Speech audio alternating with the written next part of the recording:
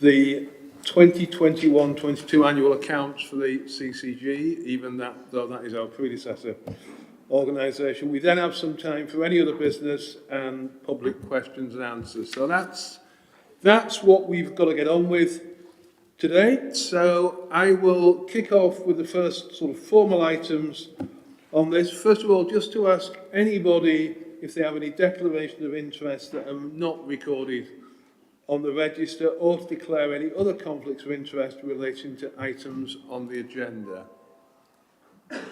Nobody has anything new to declare, and the register of interest is there with all the board papers, so people can see what's there already. Minutes of the previous meeting, actions and matters arising. So if I can kick off on that, on the accuracy of the meeting minutes. I'm not going to do a page turn on this. Are people happy with the accuracy of the minutes of the meeting of the previous meeting, or any suggestions for changes or additions? I am taking the absence of comment as consent on those. Now, Tosco, are you going to take us through the matters arising from the last meeting?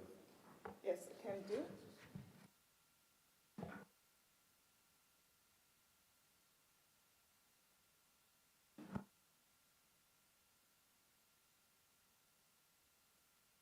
I think you'll have to keep the button pressed down, Tosco. Apologies. Okay, that's right. So there weren't many matters arising, and unless I've missed it, I don't think there's anything that we need to be taking forward. Okay. Okay, so we can clear that item, which leaves me to get straight on to our presentation. And if I could pass over to colleagues from Lambeth Living Well to kick this off for us. Welcome, first of all, to you as well. Thank you very much, Chair.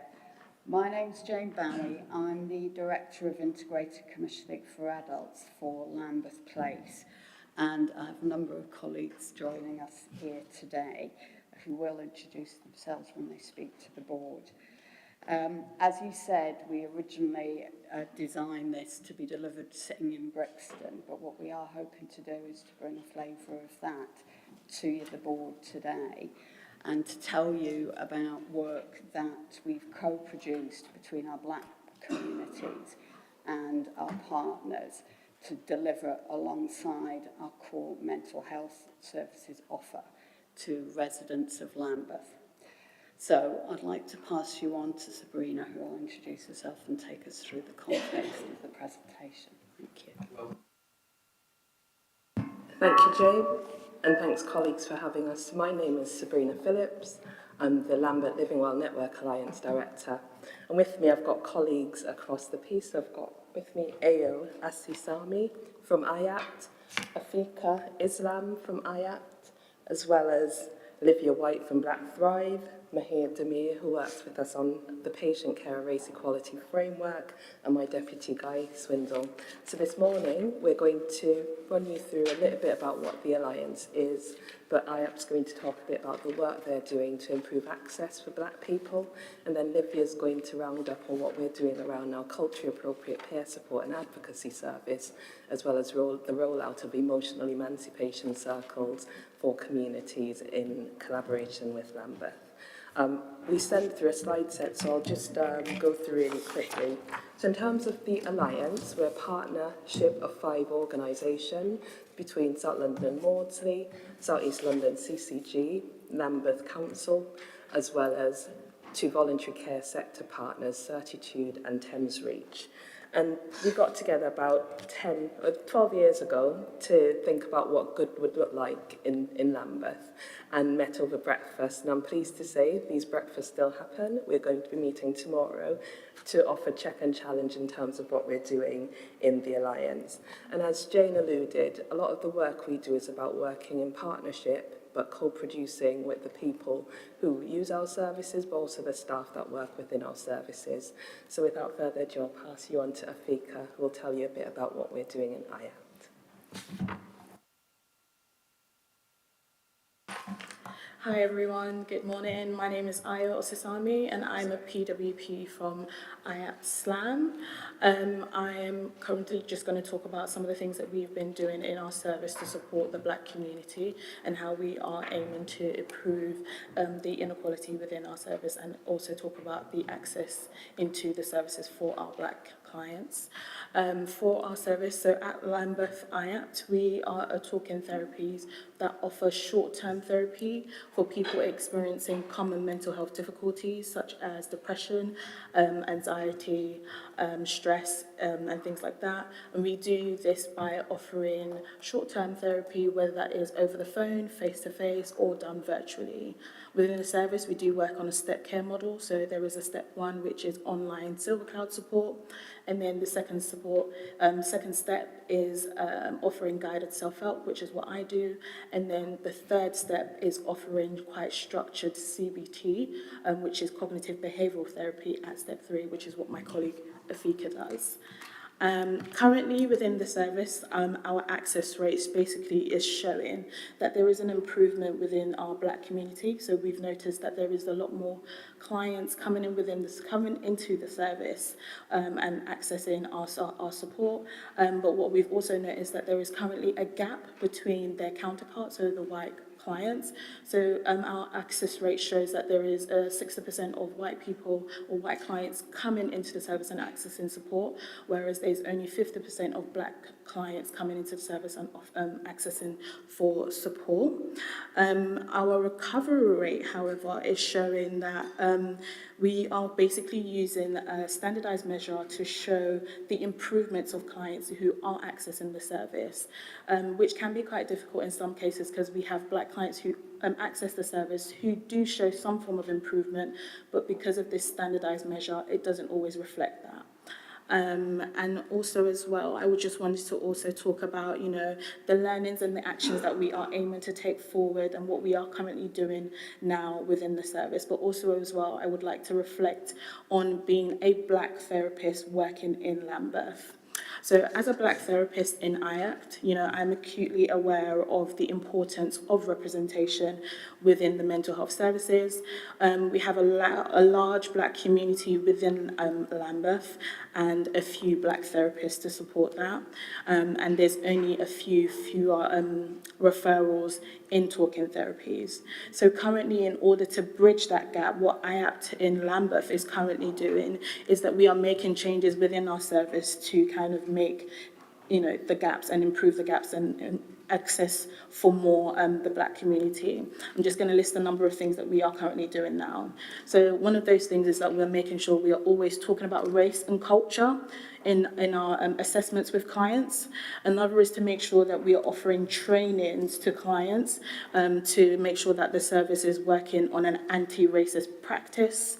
One of the other things is that we are offering Black clients additional sessions of therapy to ensure that they're getting the best outcomes of therapy. And also as well, we are currently reviewing our recruitment process to ensure that we have more diversity workforce and further increasing the representation. And then the last thing that we are doing is that we are continuing to promote our service of the Black community through continued outreach work and the alliance of the community. So some of the things that we've done in the past is going to things like the Lambeth Country Show and working with connection with like Black Thrive and things like that. So that's currently some of the things that we're doing in IAPT, and we hope in the next couple of years that we are continuing to make some improvements and bridging the gap between the access of Black clients into the service. Yeah. Thank you, Ian. Sorry for calling you Vika. I'll bring to the table Olivia, who's one of our partners from Black Thrive, to talk us through our culturally appropriate peer support and advocacy service, as well as emotional emancipation circles. Hi, good morning. My name is Olivia White. As you mentioned, I'm the Head of Special Services and Legacy at Black Thrive. So Black Thrive was established in 2016 to address the inequalities that negatively impact the mental health and well-being of Black people. And we've created a true partnership with the Living Well Network Alliance. CAPSA, one of our programs supported by the Living Well Network Alliance and delivered at Lambeth Hospital, is a community mental health base peer support advocacy service for Black communities in Lambeth. Black Thrive led on the co-design process in collaboration with Lambeth Living Well Network Alliance to produce the service. From the outset, the approach prioritised working in partnership with communities, creating real opportunities to ensure the voices and lived experience of Lambeth's Black communities were centred and embedded in co-design, development and delivery. CAPSA have successfully supported some service users to reduce length of stay and less restrictive measures. Can we play the...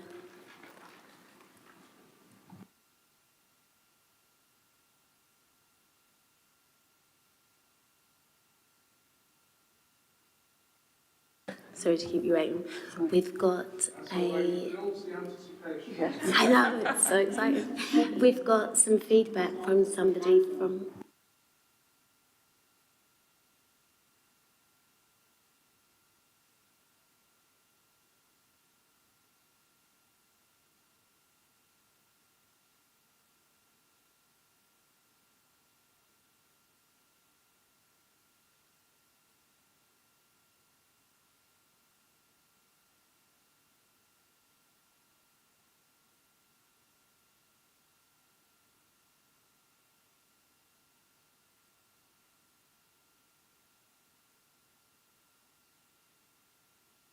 Appropriate to Black service users. My opinion and thoughts were registered and acknowledged, which at times was challenging, but very good. I felt that working in CAPSA had impacted on me, to say the least, as we were placed in the center of forward planning. And when we also stepped to the plate and constructed a community peer support service and inpatient advocacy that was efficient. We participated in focus groups, developing questionnaires, conducting interviews, creating value net frameworks, and creating service mapping. It is nice to see that a pilot has now been established with peer support workers hired and work started in awards. It's brilliant to hear, nevertheless. My hope for CAPSA is that it moves along with no problems. Many projects have been interrupted or cancelled, and I hope this culturally appropriate project is not one of those. Being a pilot, I'm hoping that it succeeds and has funding for the long run. Black service users in Lambeth are the most disadvantaged in our community when it comes to access to mental health service. This has been shown in statistics. I hope the CAPSA service reaches this advantaged part of the public and uses the CAPSA core values created to use empathy and respect to run the service. Thank you.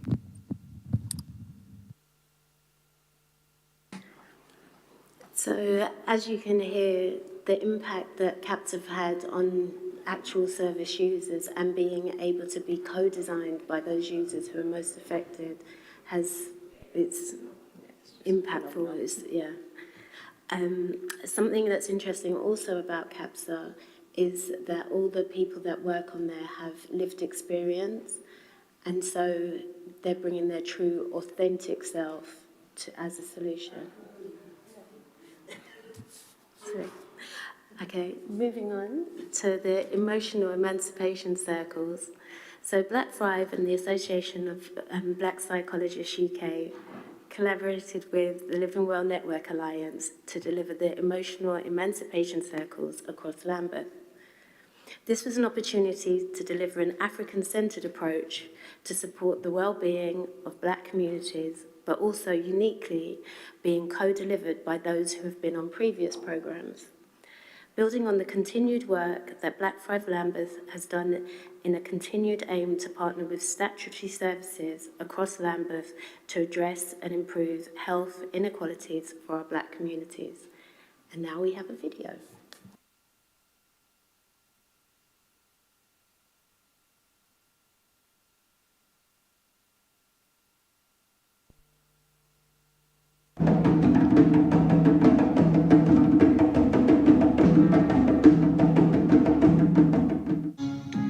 Black communities communities can thrive when they're provided with spaces and services that respond to their racialized experience. Emotional emancipation circles, known as EECs, are African-centered peer support groups focused on a Black-led approach to emotional wellness. Sorry, there should also be... Yeah. Can you...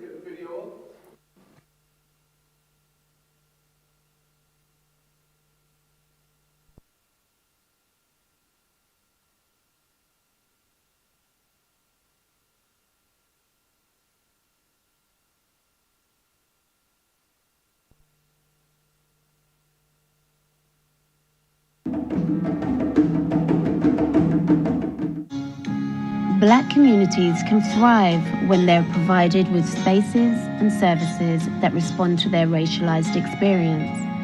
Emotional emancipation circles, known as EECs, are African-centered peer support groups focused on a Black-led approach to emotional wellness and healing for our Black communities. The sessions run over 8 weeks, providing healing support with space to share experiences, learn and apply emotional wellness skills, and feel empowered and connected. Our organisations are working together to deliver this unique programme, supporting the well-being of Black people, as well as enabling mental health services to begin to rebuild trust with Black communities. EECs, facilitated jointly by Lambeth's NHS Mental Health Services and the local community, are helping to tackle inequalities with an opportunity to signpost to other services and creates an opportunity to inform and shape future services. The EEC programme leaves a legacy by offering training to participants to qualify as facilitators to deliver their own sessions in the community, sharing the power for Black people to lead on solutions that respond to their needs. EECs have the scope for specific programmes, for example, young people or older groups, offering a culturally supportive environment to feel empowered.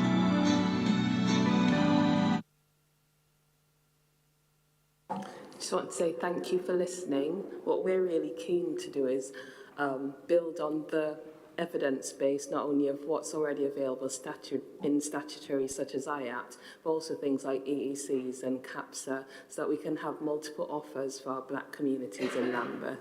There's still more for us to do, but we think the only way that we could do this is in partnership and to co-produce it with the communities that we serve. Thank you.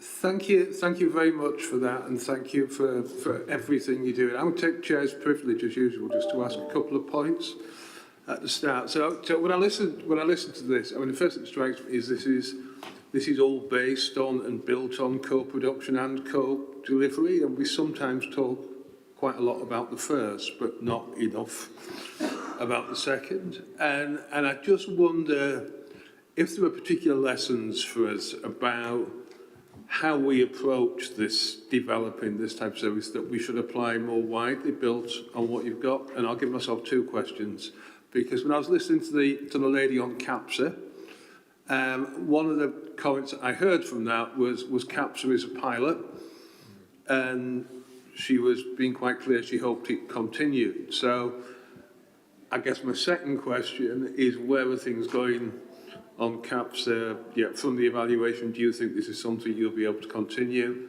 Then I will bring in colleagues. But I'll let you answer those 2 first while I get...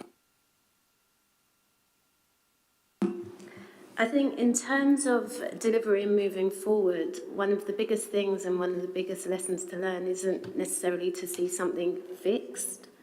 So to really continue to get feedback to then be able to improve, and the feedback shouldn't come from kind of just like statistics, but also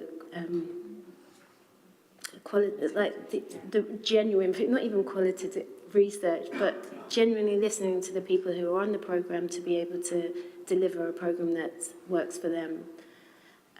I think another thing that's really been impactful is not having people come in just because they're the ones with the knowledge, but really build and work with the people to deliver the service to service users. And I think that can create a big thing. Did you want to add? Thank you. And I suppose just to add to a couple of those points, one is that what we found is both in terms of, as Livia was saying, the sort of design and how we can have proper equal delivery is by starting some of these as a pilot. But a pilot that absolutely is part of that partnership of core statutory services as well, so that you don't just get the outputs of the pilot, you also get amplification back into core services too. And you ask the hard money question. The hard money question is it continues to be evolved, and we look and see how we can make sure that we've got the finances to continue to support this important development, and the commitment to carrying on doing it is very real. Okay, thank you very much. Now I've got colleagues. I've got Jonty, I've got Toby, I've got Anu, and I've got George, I've got Julie, I've got loads of people. So I'll probably have to take it I'm going to take it in a few chunks. Let me take the doctors first. I'll have Jonty, Toby, and George, and then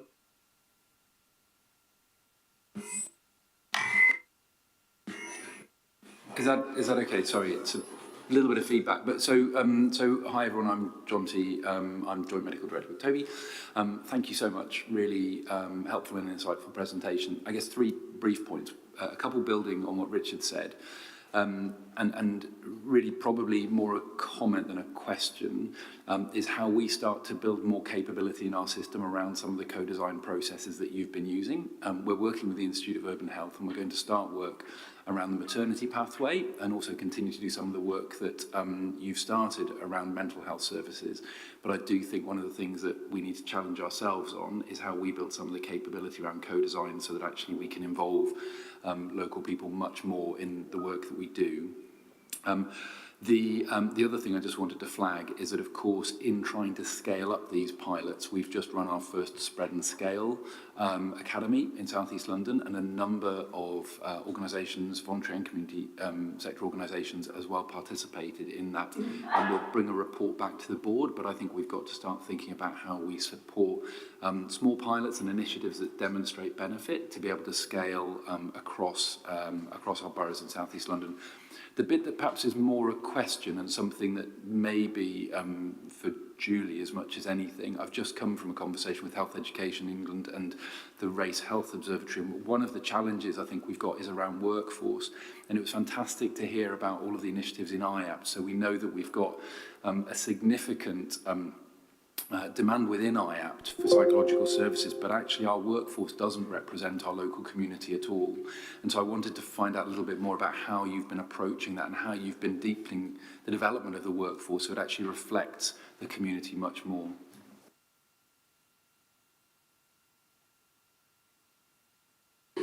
Hi, I'm Toby. I'm the Joint Medical Director with Jonty. I'm also a rheumatology doctor at Guy's and St Thomas's, and a lot of my patients are black, and a lot of my patients have mental health problems. We know that 35% of patients coming to rheumatology services will have significant anxiety and or depression. What's your advice to me about how we bring in your learning and the fantastic work you've done into secondary care, and how do we use what you've done to make sure that our patients can get access to carers at the right time?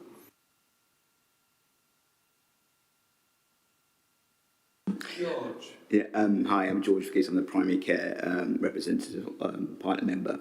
And I had the privilege of seeing this firsthand as I work in Lambeth. And it obviously reminds me of the fact that the most important quality of a health and social care system is to be welcoming. And for those underserved populations, we can't just have access. We need to go out and say that you're welcome. So and it's a perfect encapsulation of that principle, both the ECs and CAPSA What I wanted to just really check, and it's probably more of a challenge for the board than it is for the Living Well Network Alliance, is how we change the metrics of success to reflect what groups like this are actually doing, which is building trust, which is building engagement, which is actually delivering on more than just purely the mental health service, but actually restructuring how our citizens respond to health and social care. So I don't know if you have any insights on that, because I think the hard money question will be asked of us, and I'm not quite sure that we're answering it properly with the metrics that we have.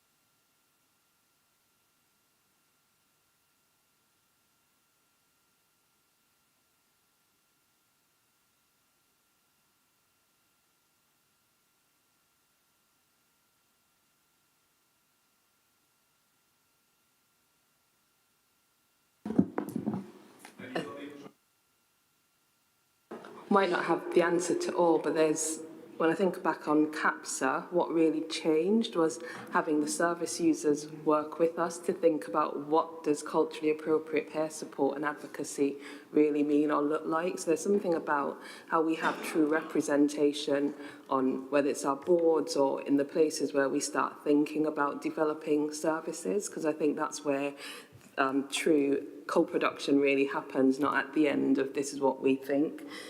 In terms of the workforce, I think it's a tricky question for us all. I guess there's something about how we're talking about growing our own, and it's thinking about how we get entry-level roles in, so whether that's through apprenticeships or work experience, so people can see behind the closed doors of what we actually do and get interested in that work, and supporting people who don't have a degree in the traditional sense to develop skills and move up the ladder.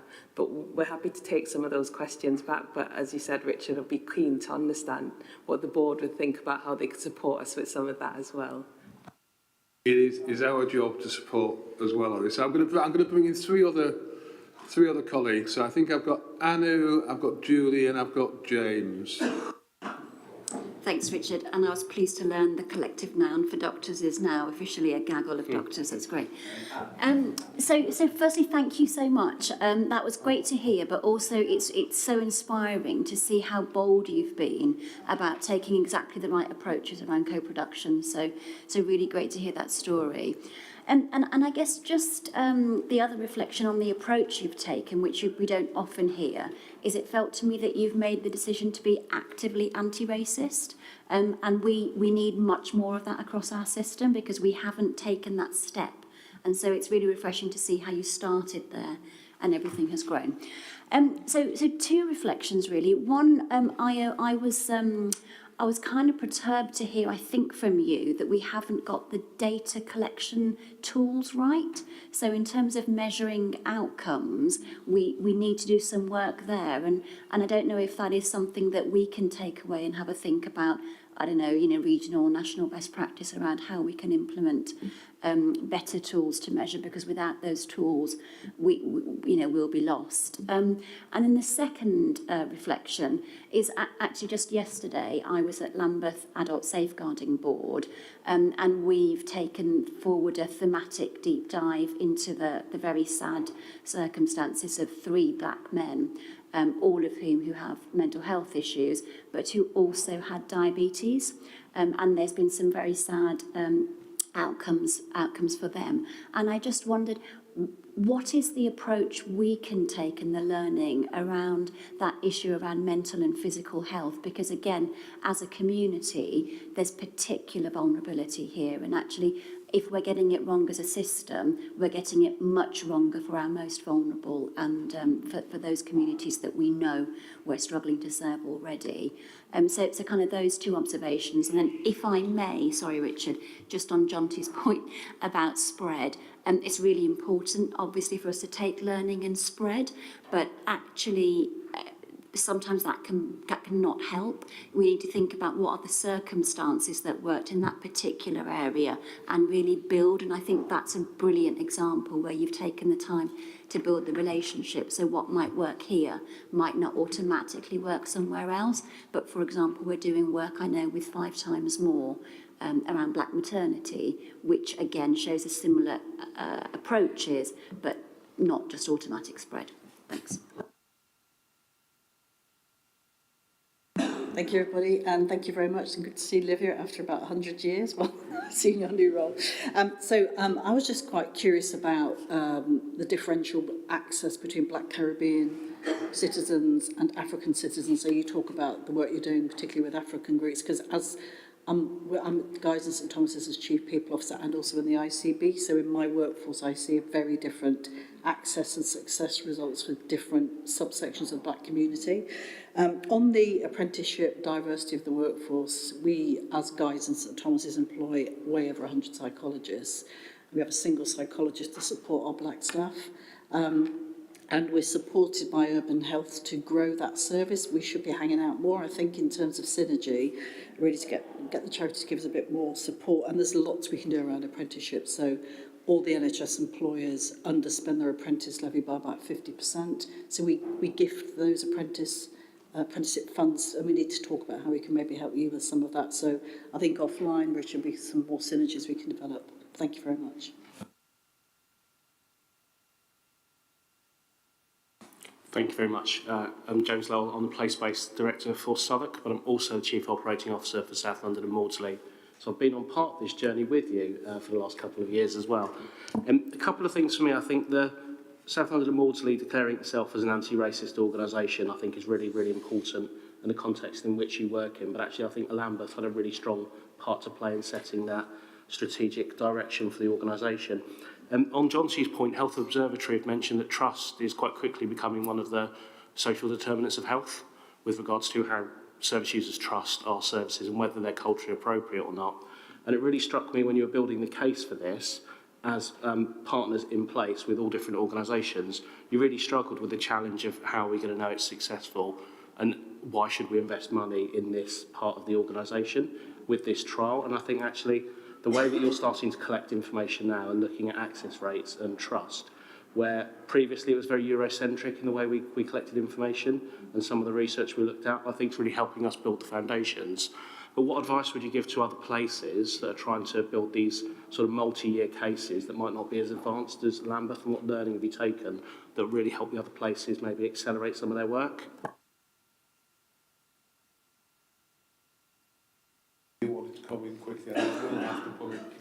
I will be very quick. Mine is not a question really, but a comment, and just to thank you for all the hard work that you're doing, but actually sitting here reflecting what a big difference when services are led by people that look like the people that are going to use the services and people that lived experience. And this, for me, is just an example of how we can tackle health inequalities, because it's people that look like us. We know what they eat, we know what they like, we know where they go, we know where to take the services.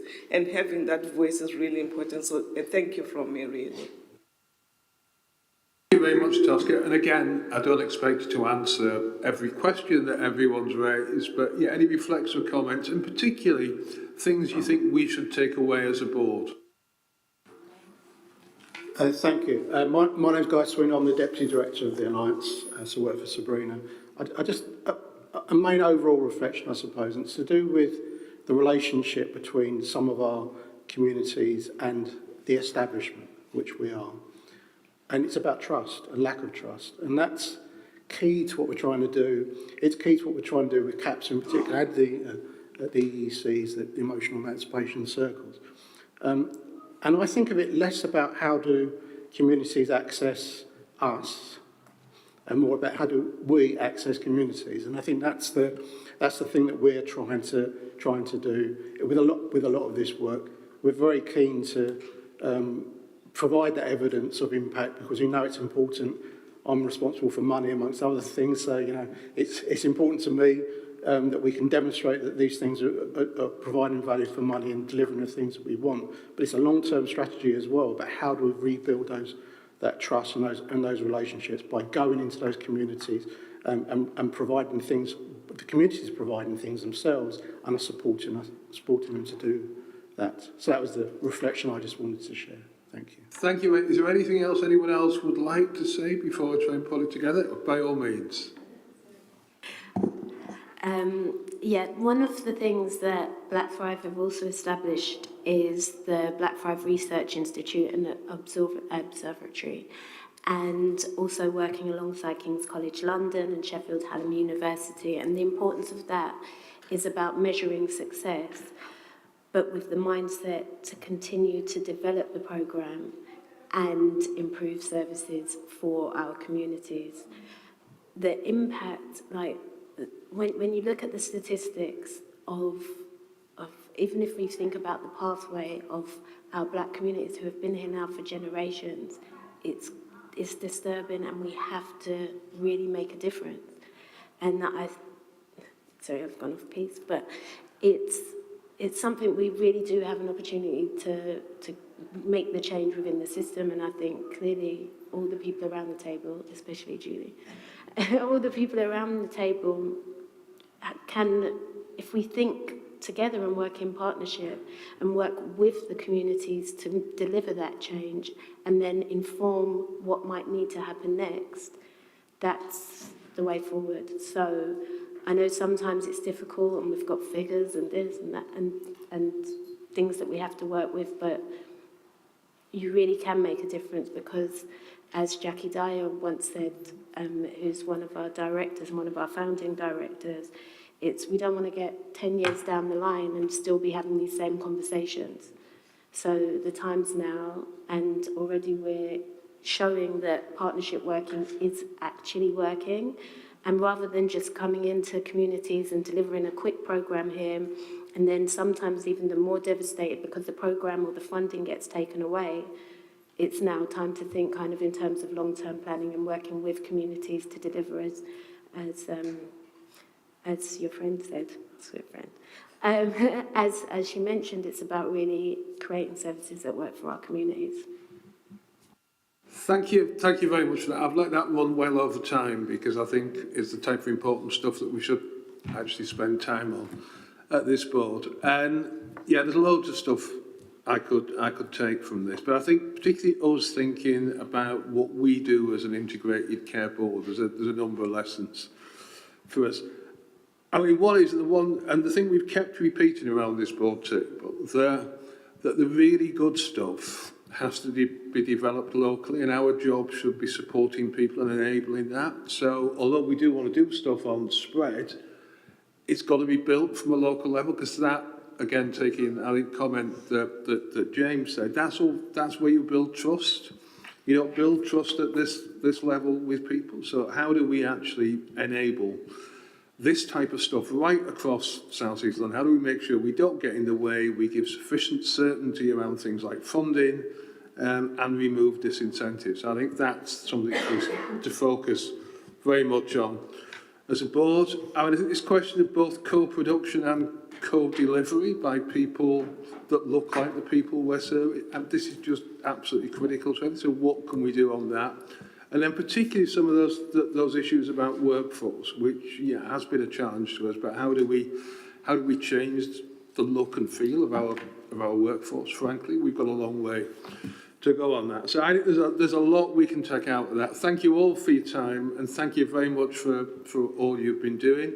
I think, Jane, you are staying with us as an observer on behalf of Lambeth, given that Andrew's not here. But thank you very much for your time today.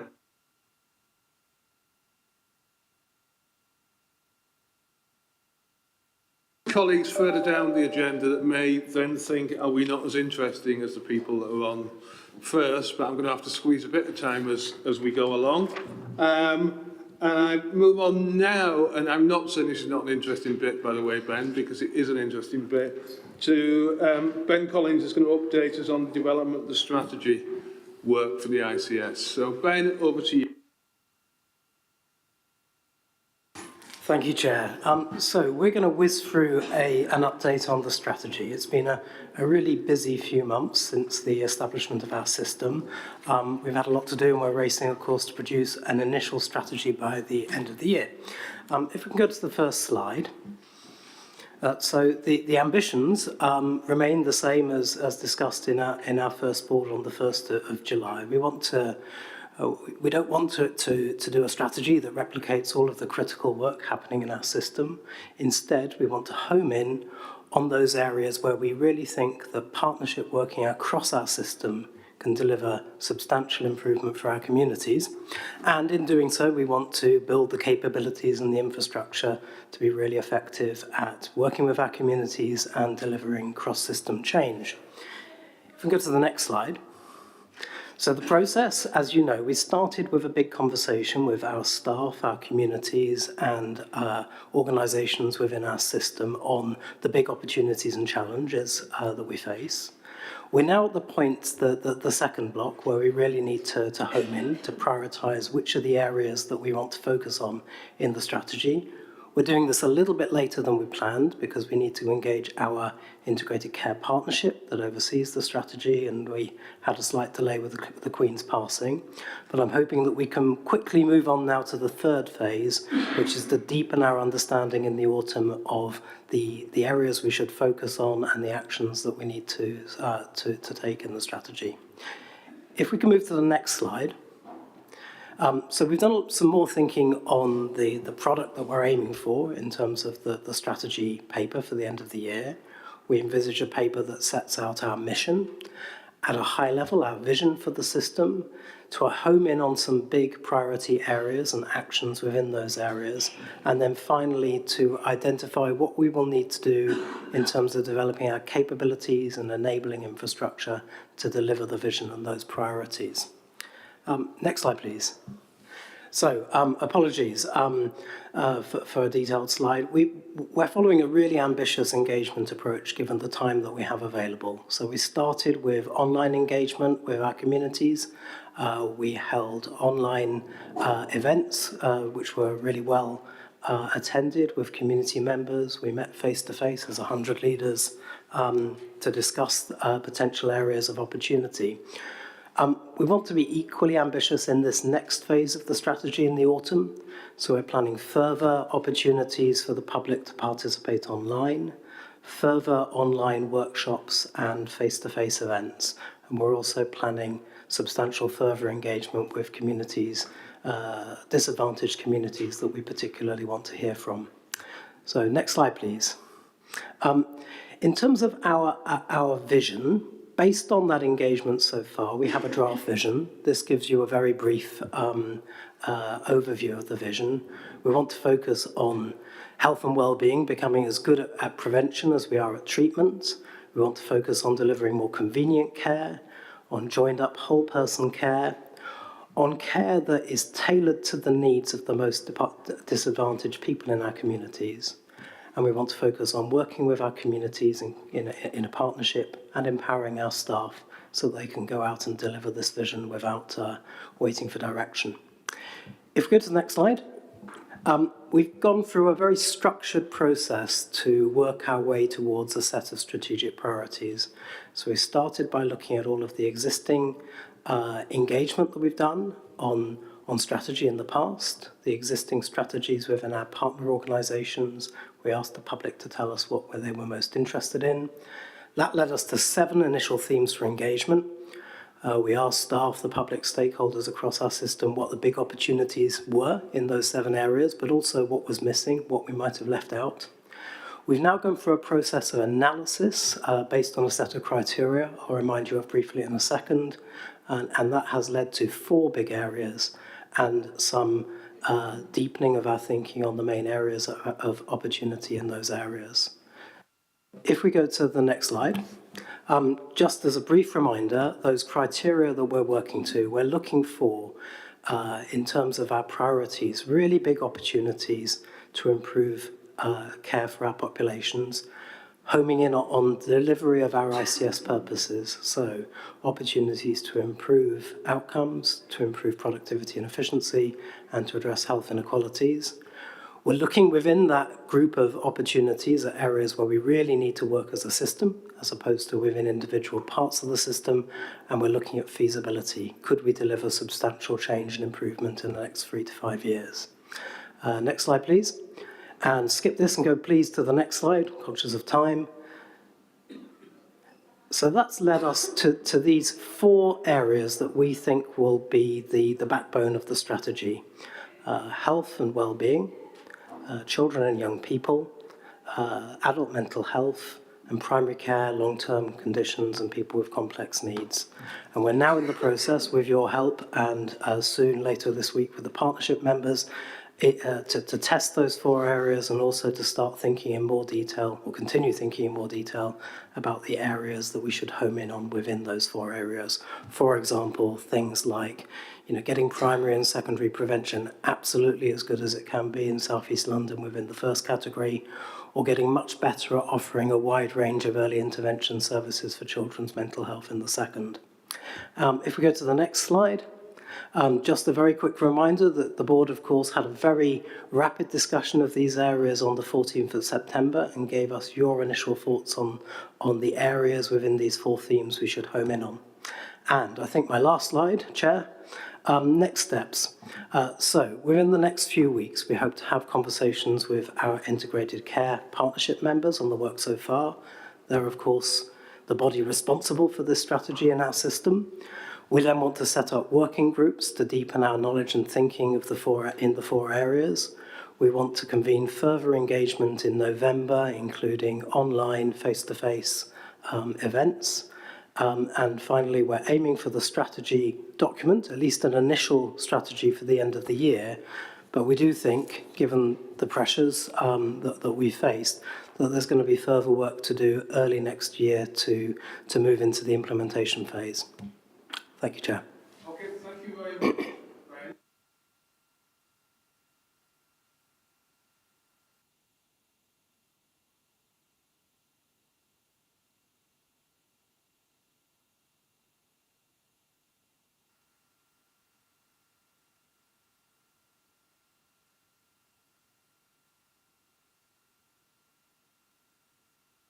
Thanks.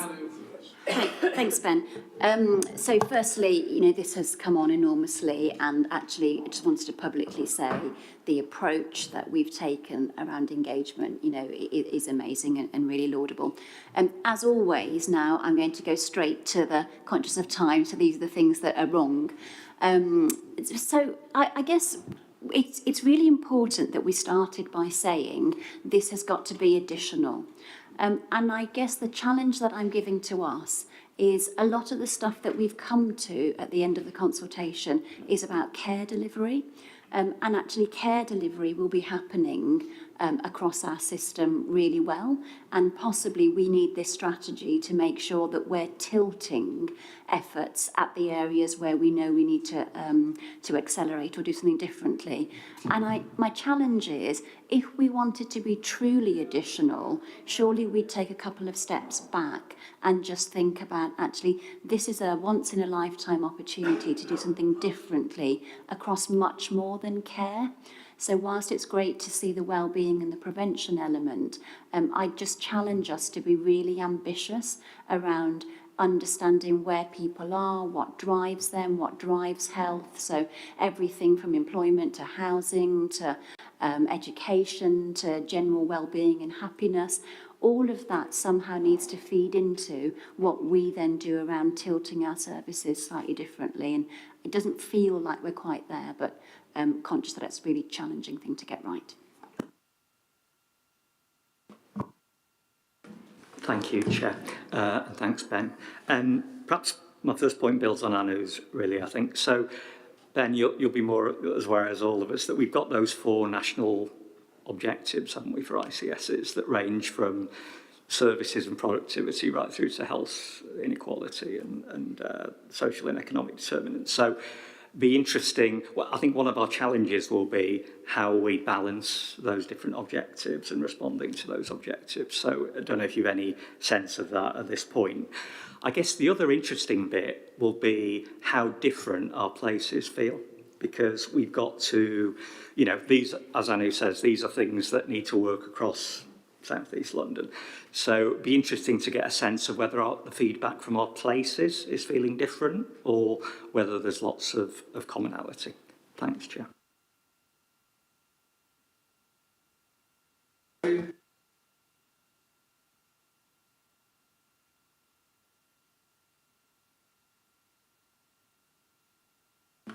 Thanks, Chair, and thanks, Ben, for all the work you've done on this. My comments are around the engagement issues. I saw a lot of online engagement building up to the results of the work that you've done. I'm quite keen that you involve others in that engagement exercise. Local authorities have been working hard through COVID, and we've discovered many communities we didn't even know existed. So it's really important that engagement work is done as deeply as possible, and your local authority partners know where those communities are, they know who those community leaders are, and it's really, really important that they feel that they have a voice in the development of this process. So it's building really from Anu's point. So please come to us for help, and I'm pleased to see that there's some face-to-face engagement in there as well, because that's extremely valuable, particularly when you have communities that do not trust institutions like the NHS or local councils, and there are many of them, believe me. My final point is around children. Can we just please make sure we don't lose that transition when children move into adulthood, and that doesn't get lost because we have a box for children and we don't have a box for vulnerable adults in quite the same way. Thank you, and certainly I'll just echo everyone's comments in terms of the immense amount of effort that's gone into this. It's a slight variation on Anu's theme, but it's different. So we are, you know, the ICS is us. We are the ICS, all of us, not, you know, just of course people in this room, but all of our colleagues across health and social care. All partner organisations have got their own strategies already. There's going to be a set of national strategies that are ongoing, shall we say, and now we will have our South East London ICS set of strategic objectives. This is all only going to work if our colleagues who are delivering health and social care understand what the objectives are and it's meaningful for them. And I suppose the bit I'm struggling with is how we're going to tie all of these various sets of strategic objectives for those colleagues of ours who are actually doing the work in health and social care to make it meaningful. Okay, I'm going to sort of almost ask, I think, Andrew to chair the response using Jonty and Ben on this. So it's basically, first question, level of ambition on this. This is very good, but is it more of the same? Have we really got that ambition, particularly around wide determinants of health and what can be done in those areas? I think sort of second question, how different do our places feel in this? You know, what's that common South East London bit and how different places? I think third, more on the sort of process side, but we'll link them back to what we end up with the strategy. Yeah, how have we got the engagement right at this stage? Are we using the knowledge that our local authority colleagues in particular have gained recently to get that? And fourth question, yeah, how does this all come together with everything else? The strategies of Guys and Tommies, the strategies of Oxley's, everyone else that is doing something in this space. Can it be more than the sum of the parts, or will we end up with a clutter if we're not careful? So teamwork here. So I'm going to ask Jonty and Sarah in a minute about ambition. I'm going to ask some of our place leads who I may pick on Stuart and ones I can see actually. I'll pick on Stuart, I'll pick on James around how different places feel. And then I will inevitably go back to Ben on process. Just a couple of sort of comments from the Chief Executive since you invited them, Rich. So just a few concerns first, not to broaden the problem before we sort of narrow in on the solutions. I am very, very interested in the board's discussion, given we've raised ambition about phasing. So just to shape expectation, I don't think it's possible to articulate or sort of reach address some of the challenges that have been put forward by Christmas. So I think we have to, if we're to work differently and have a different product, then I think we will need a sort of board commitment and ultimately a partnership commitment that by Christmas we are making a good articulation of things that we really intend to change, but accept that it's going to take longer to have those conversations, engagement with education, whether it's with the police or the wider. At the moment, that the timescale simply doesn't lend itself to that. I don't want to duck that issue. So that's the first one. Secondly, Clive sort of stolen my thunder. I am concerned that. Well, not concerned. Again, Clive is absolutely right, and there are many strategies or otherwise. I am concerned then that we do genuinely get the additionality, because a lot of the feedback I'm getting, particularly in terms of feedback of the work we've done so far, is where is this or where is that? Where is end of life? Where is cancer? Where is something else? And I think we have to have a real clarity about our understanding of the other strategies that are in the system and how we're relying upon them. You, Chair, may be more or less concerned than I am. This is not a finance-free conversation or a resource-free conversation. So, bluntly, our medium-term financial strategy work needs to dovetail with that which we put out in this strategy. So, I'm sorry to be loading on some of the complexity, but I think it's the reality of putting something together like this. So, our phasing around that is really important. On a sort of ambition piece, though, I wonder if I might ask John T and Sarah if they want to say a little bit about ambition and where we should be headed. Is that okay? Yeah, absolutely. Happy to. I suppose just to flag from the outset that we have, I think, when we initiated conversations on this some time ago now, tried to describe a process that feels quite different to the way we've approached this in the past. Because it feels really important that in developing the strategy, we also develop our own sense of identity and ownership of that, and particularly for the partnership board who will be overseeing this. So it has been really critical to try and think through the criteria that Ben described so that we reflect not only a lot of the strategies and objectives and ambitions that places have, but also provider collaboratives.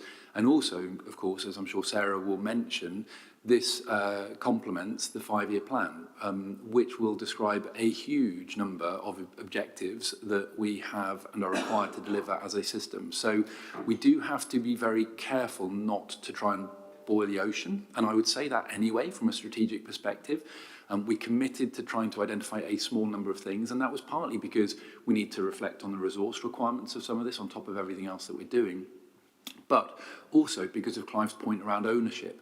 So at the end of the day, if we don't get to a point at which people from across our systems in South East London could all tell you exactly what our 3 or 4 objectives and ambitions are for the system, then from my point of view, we will have been unsuccessful. So we really do need to take Clive's point very seriously. We've had many plans and many strategies in the past, but I cannot go to people in the system and ask them what it is we're trying to do and them tell me.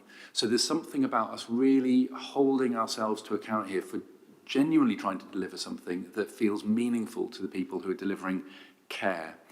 That is challenging, and the only particular responses to questions, I think one of the things that means is when we come to think about what we just heard from the Lambeth Living Well Alliance, is that a huge amount of that work on wider social determinants and understanding where people are, that Annie, you're challenging us about, will need to take place at place and within local communities. And again, we just need to challenge ourselves. Is the strategy that we want to develop as a partnership with the whole of South East London the right place to articulate that? Or is that something that we would want to set a clear expectation that places are going to be having a conversation about? And actually, the bottom line is I know they are. So there's fantastic work going on in places around that. So trying to be clear where we can offer that additionality is really important. The other thing is just, I suppose, to reflect. If I was to describe an ambition in relation to one of our vital 5. So we know what drives inequalities. So if I was to take something like hypertension, we know that actually having high blood pressure drives significant inequalities because it impacts differentially on communities across South East London. Now, saying that doesn't automatically mean that the way we would want to address that is through a very medical model. There may be elements of us choosing to say that we want to make South East London normatensive, and I'm making this up, by the way, it's got nothing to do with anything we've decided, but we may want to say we want to make South East London norm-attentive because we know it will prevent stroke, it will prevent heart attacks, and it will extend life expectancy, but also reduce inequality. But in order to tackle that, won't just mean that we go out with blood pressure monitors. It will mean that we understand what it is in local communities that's driving high blood pressure in the first place, what it is about people's diets, what it is about their way of living, what it is about... So I think it will bring the partnership in to tackle some of this if we can think through the outcomes that we want to achieve and then understand what initiatives would want to be undertaken by whom to deliver on that. But equally, I want it to be simple enough, just to go back full circle finally to Clive's point, I want it to be simple enough that everyone in South East London can say this is what we're trying to do together. Because otherwise I think if we have something that's too high level and too complex, we won't translate it. So I don't know if you want to add.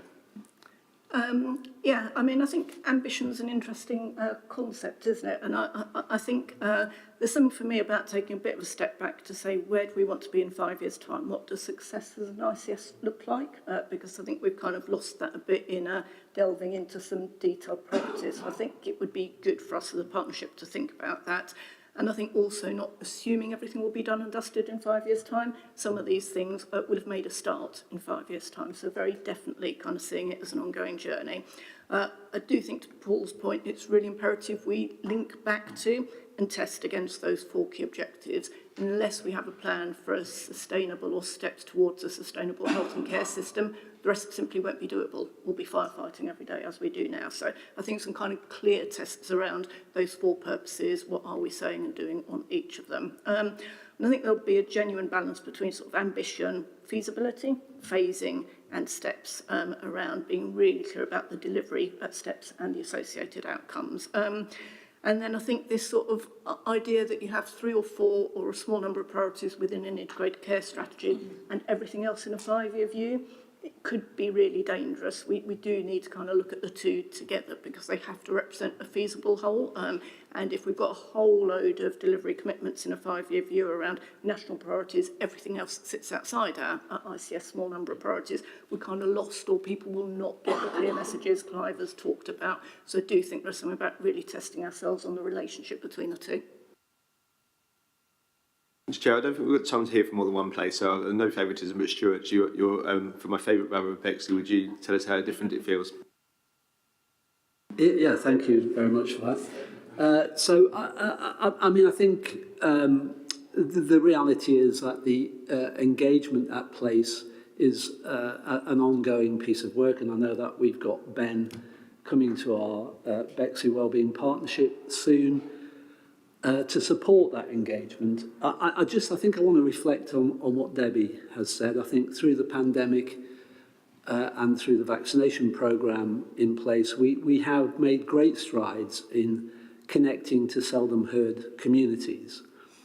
I think there's a bit of an anxiety in place that a South East London engagement overreaches to some extent, and I don't think some of those connections we've made with seldom heard from communities are naturally going to engage at a South East London level. So there's a gap, I think, to close there to make sure that we are really connecting to those who are actually going to be the beneficiaries of an ICS strategy. Other things that people have commented on from place is idea of hierarchy. So if we have an ICS strategy, obviously we've also got health and wellbeing strategies, which we're required to have, and they are obviously unique to place. There's a lot of crossover I'm seeing between the 2, and I know we don't want it simply to be a collection of health and wellbeing strategies, but I think we need to understand the relationship between an ICS strategy and how that's delivered and how that fits with local health and wellbeing strategies.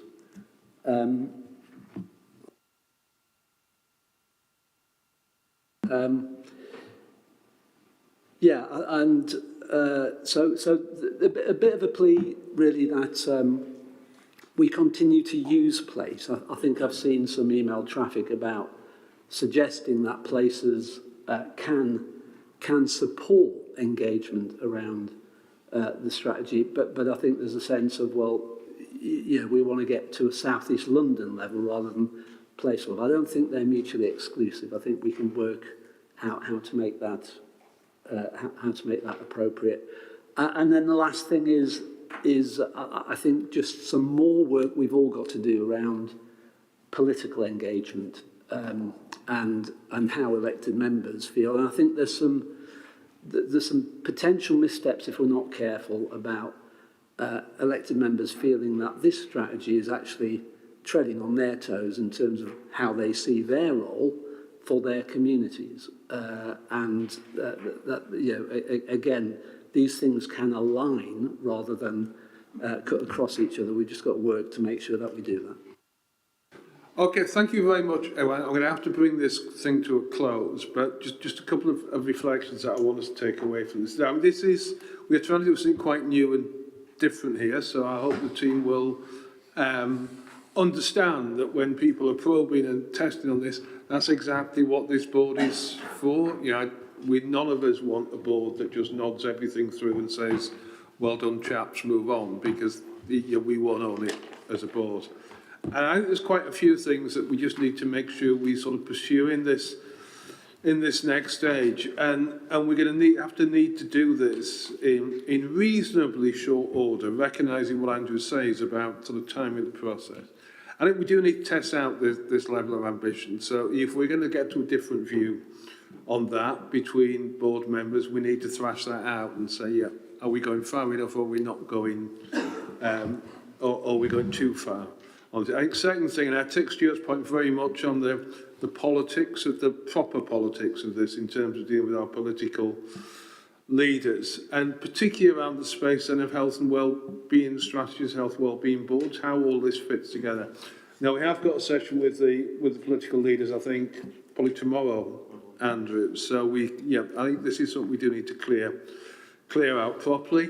And I think the link between this and all the other must-dos, which are often reflecting the structure in our individual organisations, we do need to look at that whole and link that finally on this, and there's a lot to do in the next 6 weeks, with some ideas about medium-term financial strategy. What can we actually afford to do? And if we prioritise one thing, well, what does that mean about deprioritising something else? And that's the sort of hard conversation we'll have to get into in the run-up to Christmas.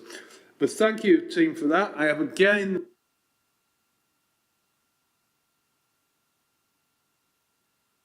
on to Chief Executive's report and the committee reports at 10:45, which was now, my reckoning, that's about 25 minutes ago, and finish at 11:40 on these items. I still want to finish at 11:40 on these items. I think there is a lot in the reports that is really for people to receive, so I don't think, hopefully, we'll need long debates around those, similarly around the Chief Executive's report. So treat these as a group. Assume everyone has read all the papers. When you come to it as committee chair, please just draw out any items that you really think the board need to take a view of. You first, Andrew. Okay, Chair, in that spirit, I think if I were to go into the reporting, I'd steal other people's thunder for later discussion, so I'll absolutely take the report as read. Only then just want the only voiceover I would give it is if you take the reports in its entirety, and you look at rather than look at any one part of it, you look at the interdependence of the things we're trying to achieve. And I don't know if a sort of whack-a-mole approach, if that means anything in terms of when we expend our energy on, quite rightly, on the vaccination programme, that pulls away from primary care access, which then has an impact on Clive's ED department or some of the other services that clearly we rely upon. The interaction between infection control, elective activity and our winter pressures, all of that stuff, a sense of the interdependence, which I think is the value add or focus of this board. So I don't blame King's College Hospital Board for looking at the focus of their institution or perhaps having a primary care leadership discussion and access there. The bit I wanted to draw to attention here is the number of things that interplay and the interdependence of them. And I think that is where our focus is. Do we have the balance between those things? Outside of that, Chair, I'll take your steer and say the report is as it is. It's slightly longer and dated due to the Queen's passing. So I'm happy to take any questions. Now, there is a lot in this. I am taking it that people have read it. Are there any particular items on which people feel the need to raise a question at the board? If there are things that people think they need to raise a question about for other reasons, then please get in touch with Andrew afterwards. But Anu... Thanks, but I'll be very quick. Just on a theme across all of the reports and the place updates was around how we appropriately deal with plans around local inequalities. And I just wondered that feels absolutely right that the different boroughs are taking their approach and in their communities. Is there something at ICB level that we can help with around population analytics? Because I'm just conscious that the individual boroughs are at different levels of capabilities around access to analysts and all that kind of stuff. Is there something that we can do system-wide? So I'm conscious of other systems having data software and other tools that can be deployed. So I'll take a steer here, Chair, because I don't want to duck the question, but equally I think there might be an answer for which we don't have the full time, and I'm sure John and colleagues wanted to help. But would it be helpful? I co-chair with Jill Lockett, who's the Managing Director at King's Health Partners, our Population Health and Equity Executive. And I just wonder if the board might value a report from that group at some time. The reason I point to it is the group brings together Public Health, King's Health Partners, our places, and indeed this ICB to try and knit that together. And so that is our forum. The literal answer is yes, and that is our forum. I think the more interesting answer might be, is it any good? Are we making any progress? And what is our comparative position to other people? And that's probably quite a detailed debate, but if a report would be helpful. Can I suggest we take that to the next meeting, because we had to make sure we cover the items that we should cover. And this is the population health management questions are ones we should. And I think Andrew has just set out the questions that we should be asking that paper to address. Yeah, this is it. Is it any good? What can we learn from other people, and how are we actually using it? So can I put that on the next public meeting agenda?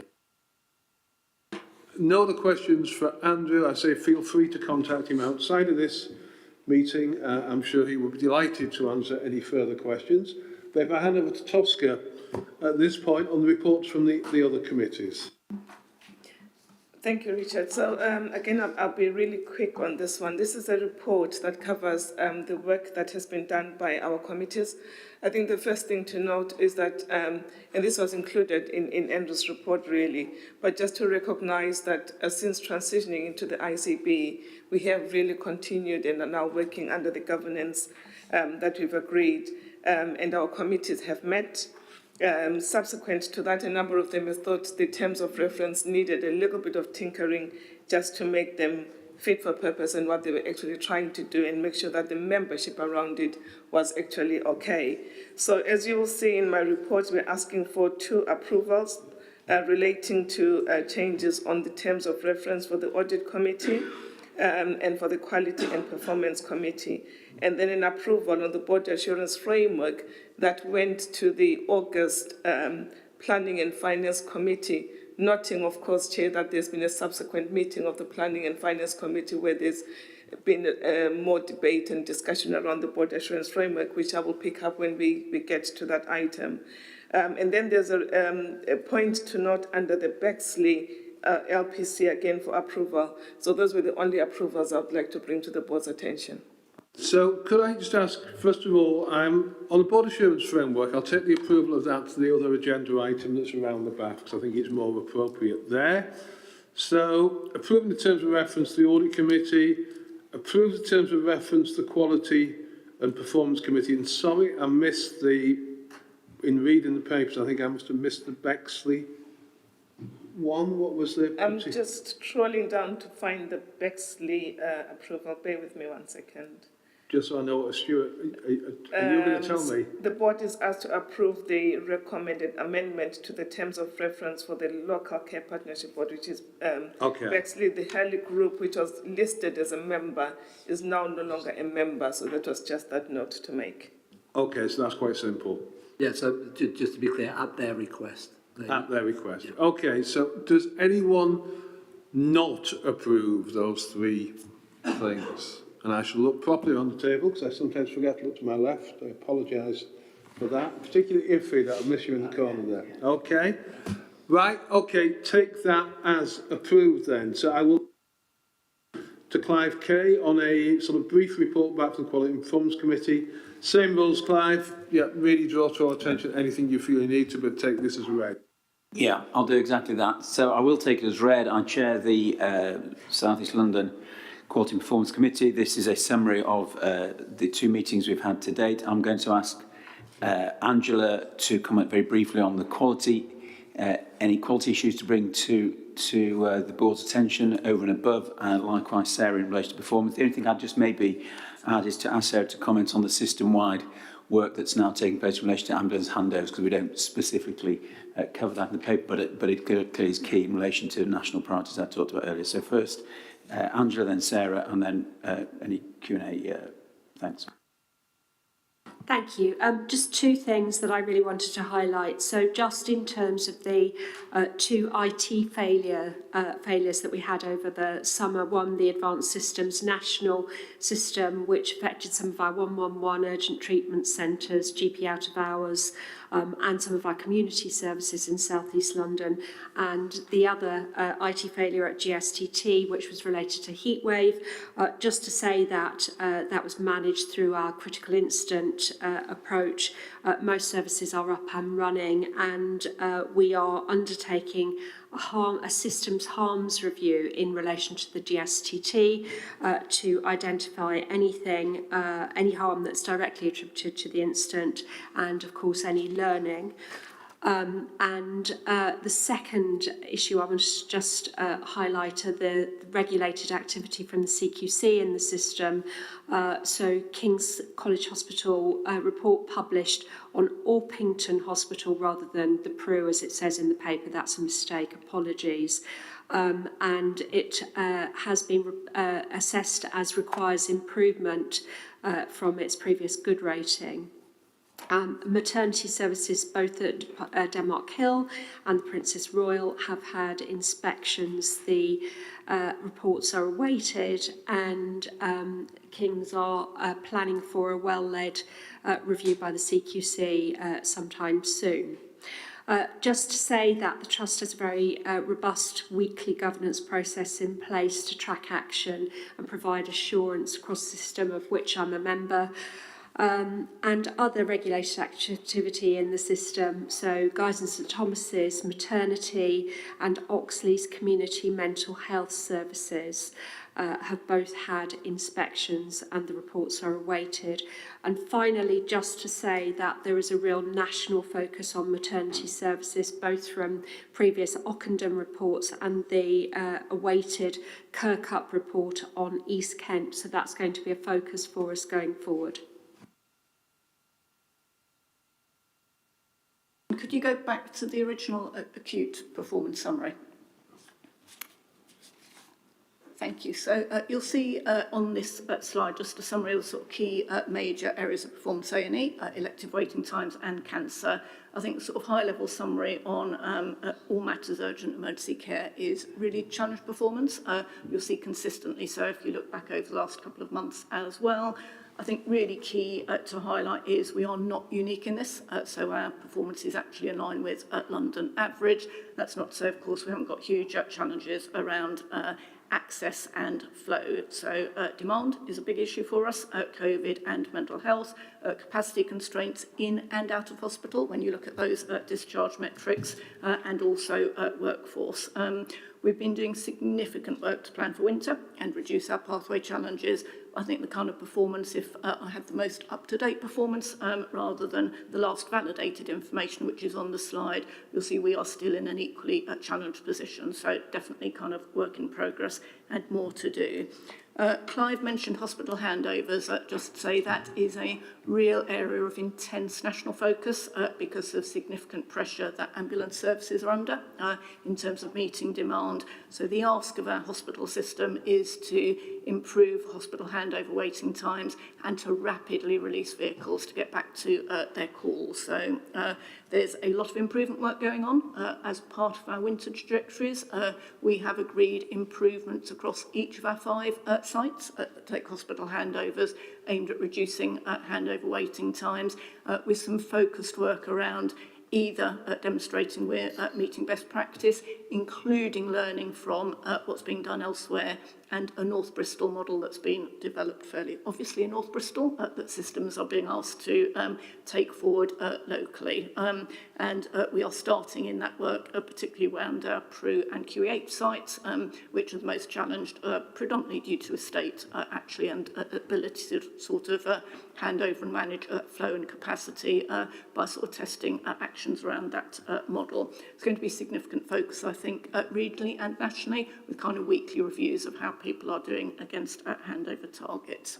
Just in terms of the others, on elective, I think 2 key milestones: 104-week waiters by the end of July, just gone, and then eliminate over 78-week waiters by the end of March 23. You will see we are making good progress. The exceptions are if you have medical reasons for delay or patient choice, which explains all our 104-week waiter exceptions.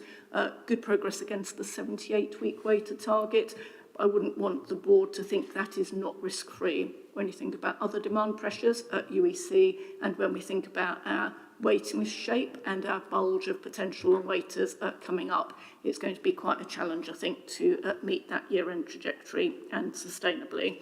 And then on cancer, I think as board members are aware, we have a long-standing challenge around that 62-day target. The key emphasis is on reducing our 62-day backlog. We have just submitted plans that get us to our year-end target that each of our organisations will be working to secure. Again, not risk-free, given those other pressures I've talked about, but we have done a lot of work around potential risks and mitigating action. Just move on 2 slides, please, to the non-acute performance. This is a bit of a sort of a mixed picture, I think, in terms of where we are as a system. In terms of IAPT, or talking therapies, our key challenge is to up our referrals and meet our access targets. You'll see we're slightly below plan on that.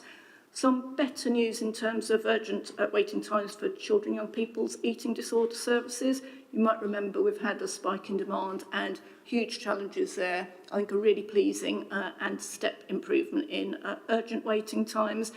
Routine have deteriorated a bit as a result, so our next challenge is to maintain the urgent referral progress, but also start addressing those routine waiting times. Again, really positive improvement on physical health checks for those with serious mental illness, a big drive of inequalities, so a really important one to tackle. As you can see, we've worked hard to increase numbers and uptake after a significant reduction during the pandemic. Out of area placements, less positive, but I think probably reverting to sort of pre-COVID type targets here is over-optimistic given the pent-up demand and overall demand from mental health crisis and bed-based challenges. And last but not least, learning disability and autism target. Again, we are doing well there in reducing reliance on inpatient care and consistently meeting our targets through joint work across local authorities and the NHS. Very last slide just summarises winter and our winter plan submission. We've had a number of sessions with the board on this, so I think the content is familiar, but just to say the Quality and Performance Committee will be monitoring performance against the commitments we've made on a monthly basis, and we will report back to the board regularly in terms of anything we are concerned about in terms of that delivery.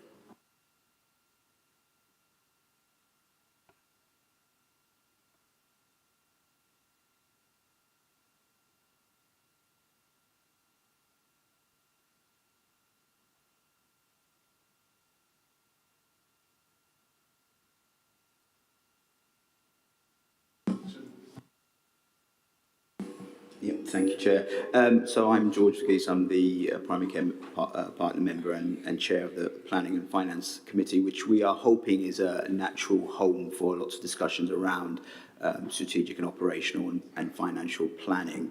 To that end, we've had 2 meetings so far, and we have moved into a format of a part 1, which is largely core business, and part 2, which is more discursive items.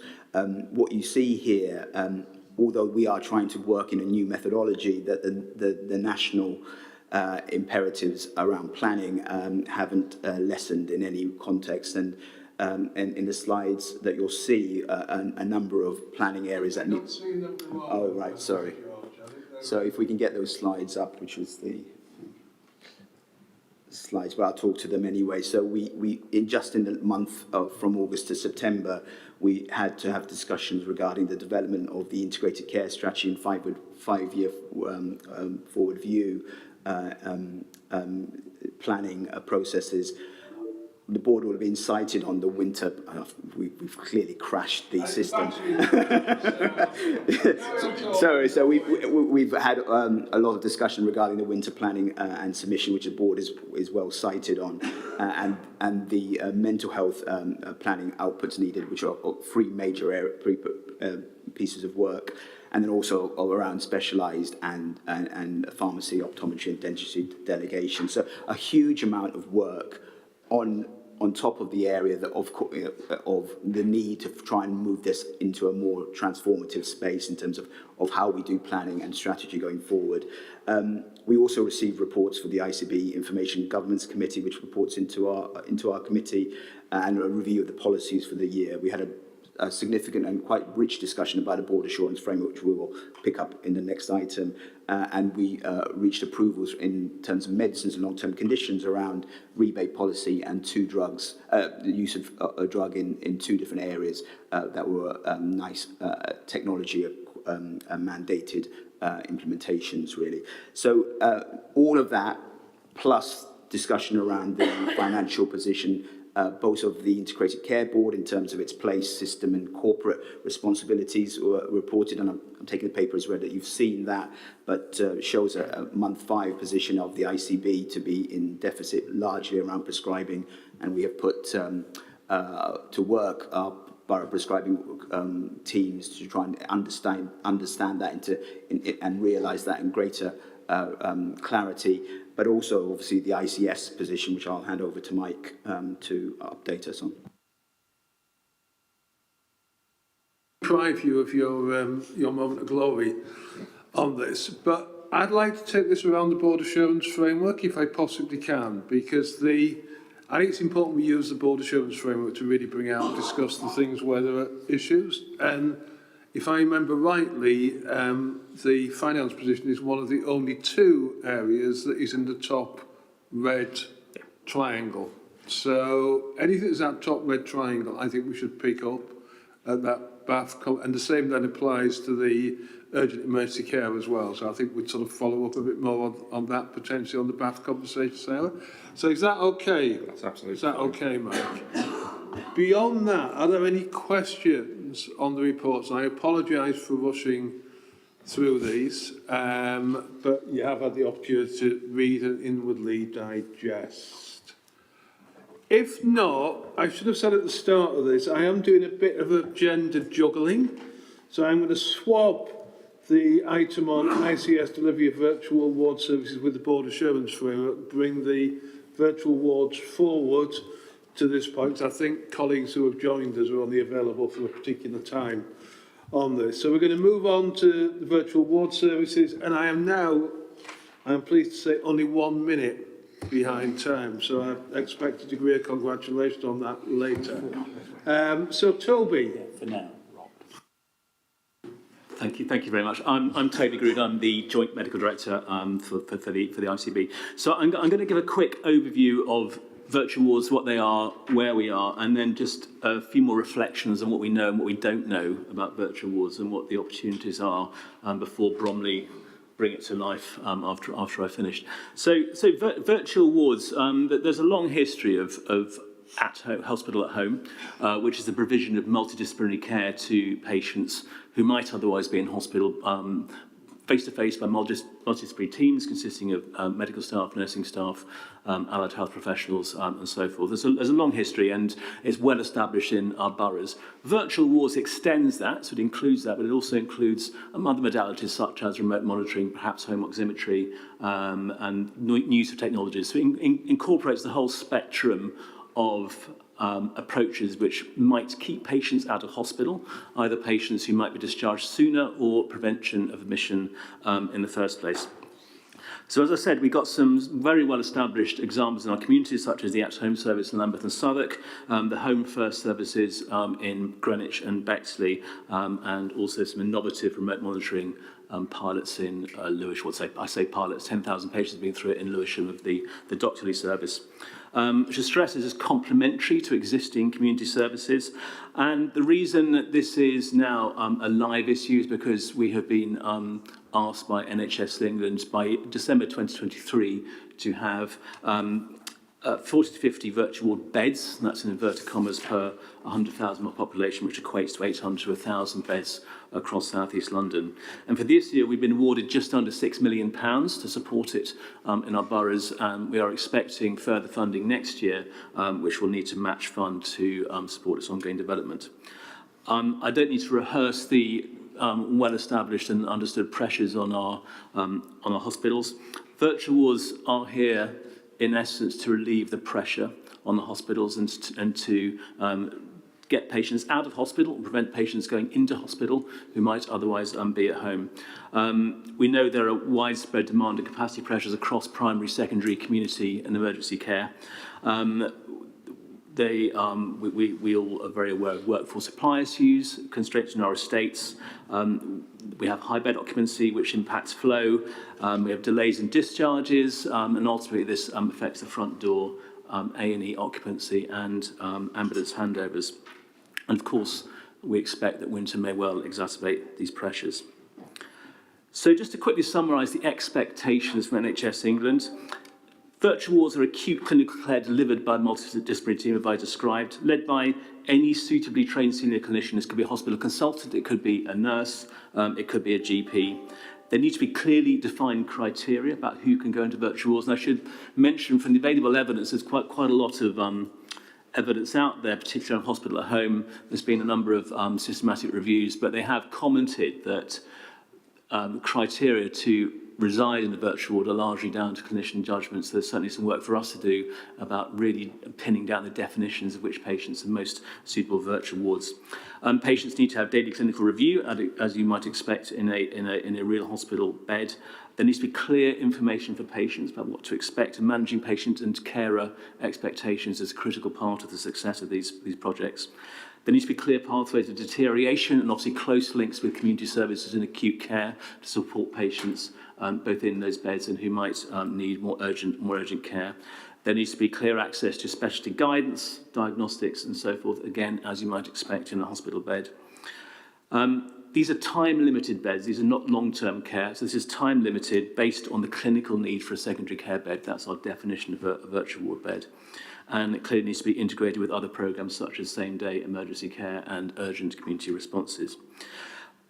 It should support a range of conditions supported by specific metrics. The metrics we're required to report are the availability of virtual beds, the occupancy of those beds, but clearly we need to do a lot to define the metrics that we want to understand the value of what we're doing, and to understand critically patient outcomes. We need to know that our patients are doing at least as well in our virtual care beds as they would be in the hospital.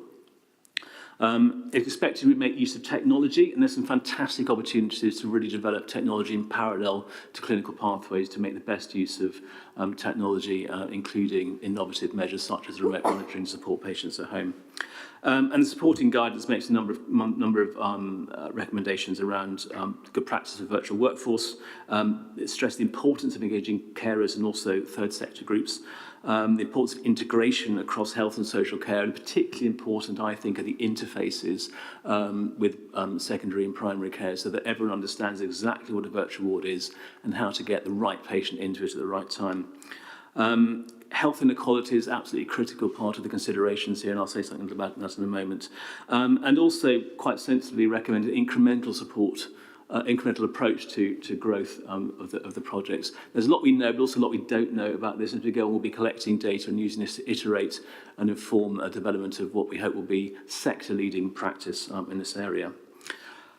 The virtual wards are owned and delivered by our boroughs and place. It's essential that we do understand the commonality between our pathways and provision, but also that these are absolutely adapted to the needs of the local populations. There are strong local governance structures which are in place in all our communities. And as I said, there needs to be a strong local links with both community, secondary care and urgent care pathways. So just what do we know about virtual wards? There's quite a lot published around hospital at home. We know the hospital at home services are, in terms of patient outcomes and mortality, as good as hospital-based care. Of course, that's contingent on selecting the right patients for these services. A lot was done over COVID at the provision of, for instance, home oximetry in support of respiratory pathways, and as expected, the data is still catching up with that, but we know patient experience is good, but there is still a certain amount we don't know about how best to provide some of the more innovative approaches, such as remote monitoring in our communities, and how to get the right patients into those pathways. Certainly the claims are that it's cost effective, that if you scrutinise the data, the cost effectiveness reports do tend to focus on healthcare costs and less on societal costs, and it's really important, of course, we consider the wider costs, such as the cost of care provision, the cost of heating your home, the cost of good nutrition, particularly in the context of a cost of living crisis. So it's really important that we do bear those in mind and manage any adverse impact from those affected by factors around inequality.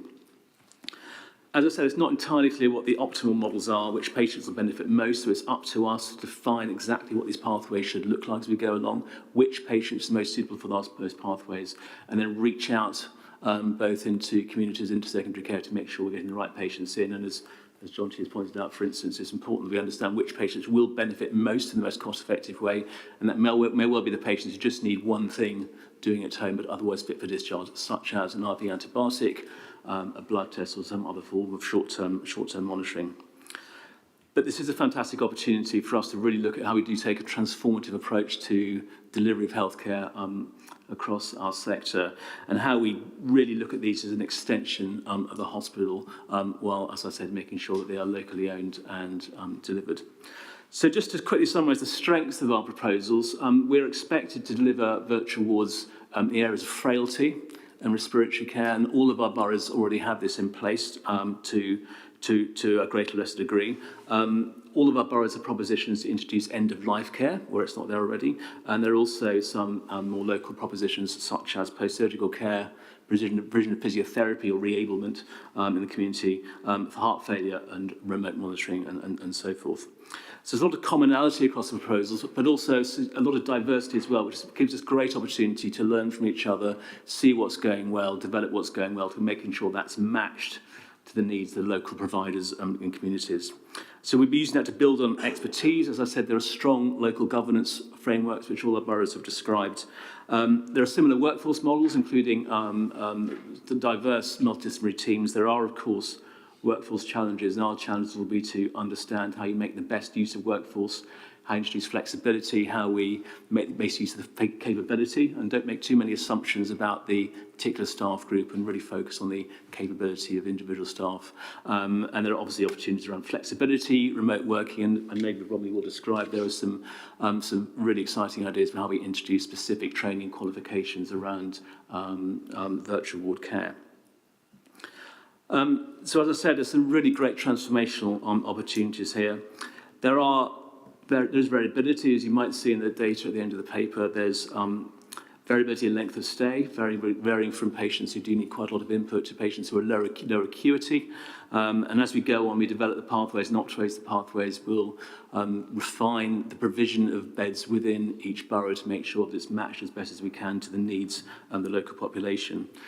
There is great opportunity to make the best use of technology. Our approach at the moment is to understand exactly what we need without going too early to procurement of technology. But having said that, we do have had some very exciting conversations with some local partners how we might actually develop software in parallel to pathway development. I mentioned workforce and training. Critical that we engage with wider stakeholders. The patient experience is absolutely the heart of this. We've got to understand what the impact on patients is, what the experience is, what do you need around you to make this work for you? Are you being fed? Are you warm? Do you have the right support networks?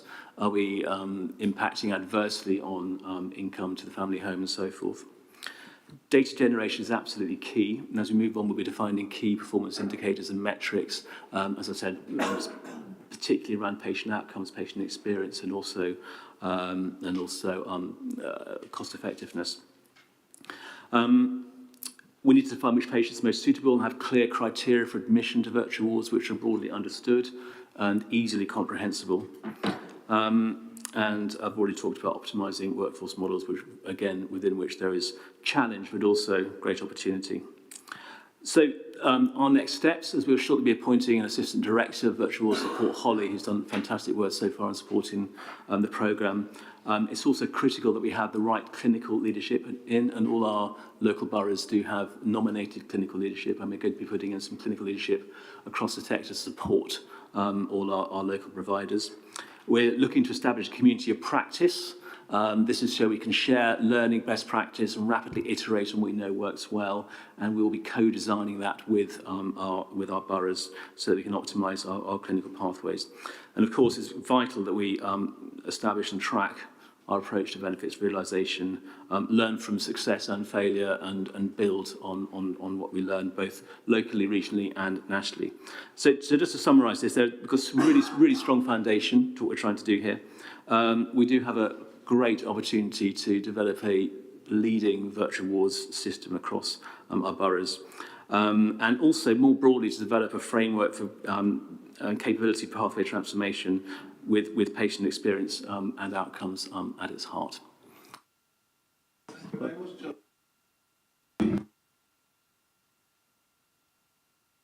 I'm just going to say a couple of words. Firstly, this work, as Toby has described, fits in with our ambitions locally in Bromley to develop services out in the community, reduce the need for acute services, and also, most importantly, to improve health and well-being through this kind of secondary and tertiary prevention approach that we've got here.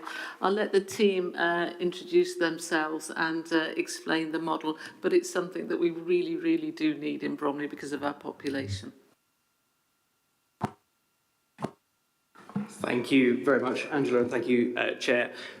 My name is Elliot Ward. I'm the programme lead for developing virtual wards in Bromley, and we will introduce ourselves as we take a couple of slides each in this presentation. So firstly, thank you very much for the opportunity to share our approach to that development with you.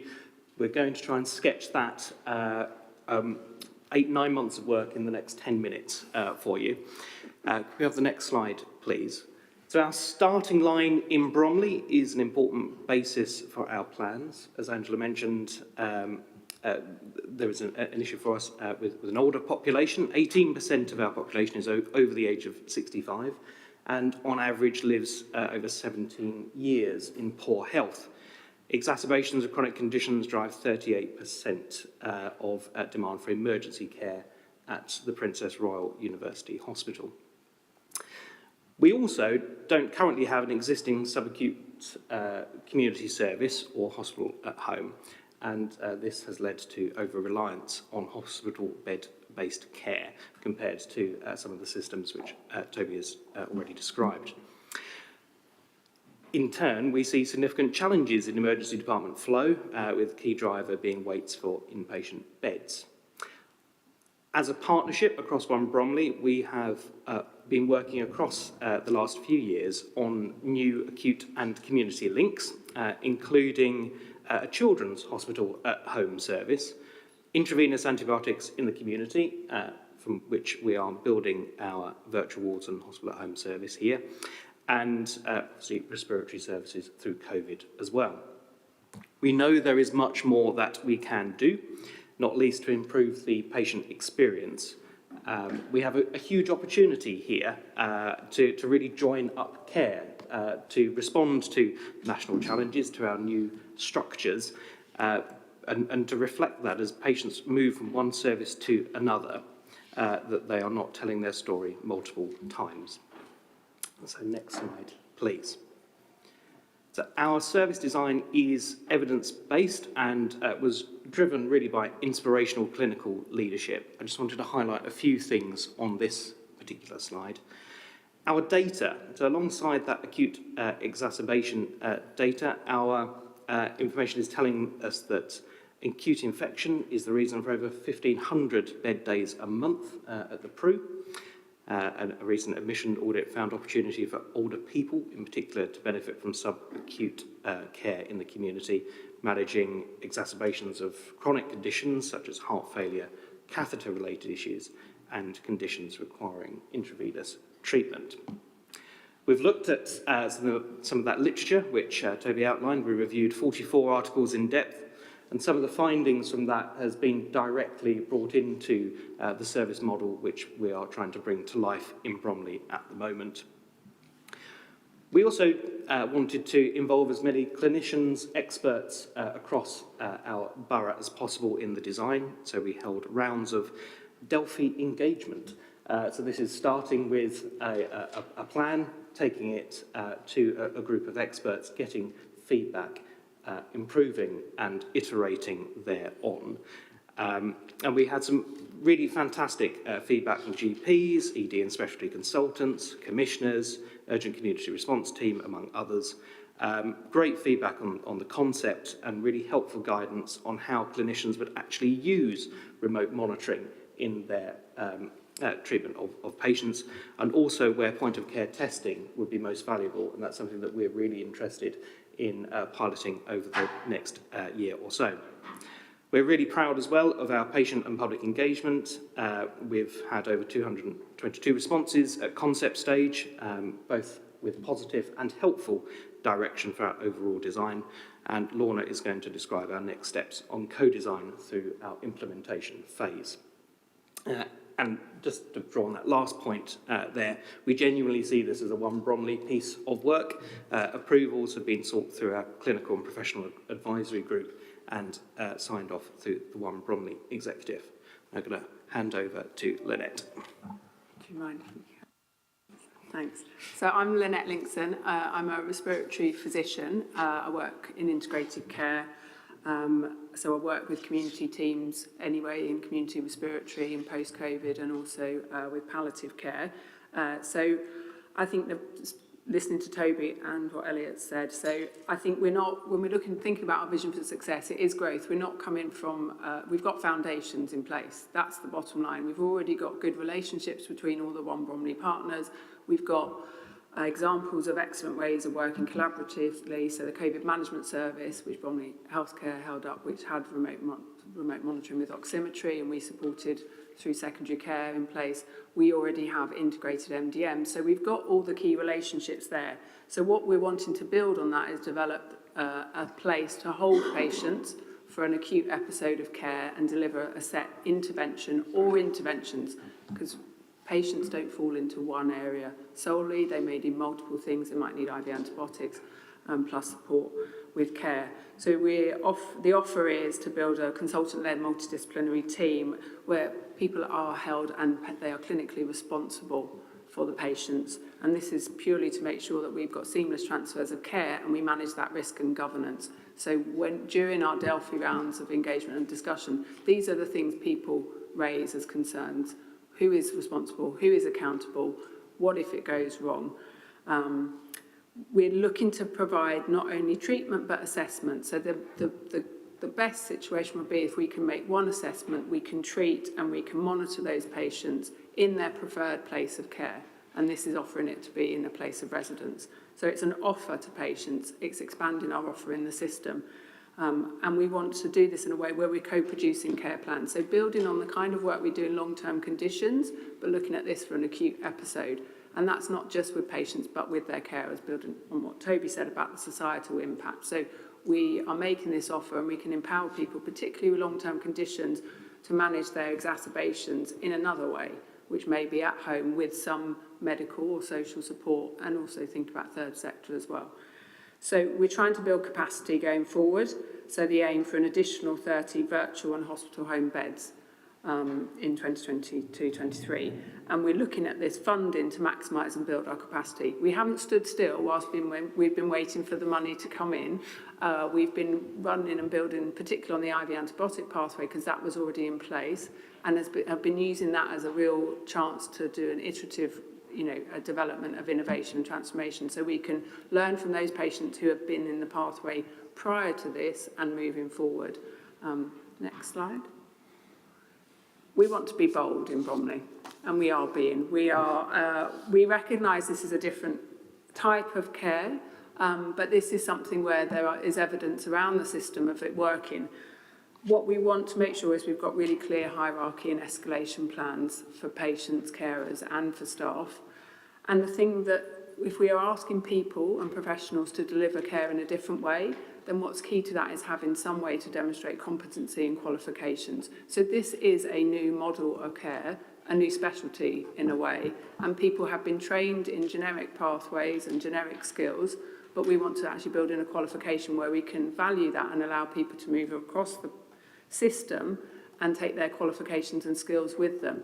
So thinking about career planning as well. If you were a band 4 working in hospital at home, do you then go and work in an area elsewhere? So how can we use that? Maximising the use of technology. There's a lot out there, point of care testing, remote monitoring. It's not for everyone, it's not for every condition, but we want to know where does it add real value. Building communities of practice, that's something really we can look at in the South East London CCG particularly. There's lots of areas where it's already in place. How can we learn? How can we use that to get quicker and better? And then working at scale so that we can also, once we've built our systems, be thinking about how we move patients between different boroughs and pathways as well. And we want to have a real strong research and build evidence base and publish and share the literature going forward. Thanks, Lynette. My name's Lorna Redpath. I'm a clinical service lead for the Developing Virtual and Hospital at Home team. I wanted to talk about the benefits for the patients that we expect from this. We expect and hope for better outcomes compared to a hospital stay. What I want to touch on is at home it's a more realistic place to assess a patient's needs and have their voices heard. They have more opportunity to be able to voice their opinion and their choice in their care.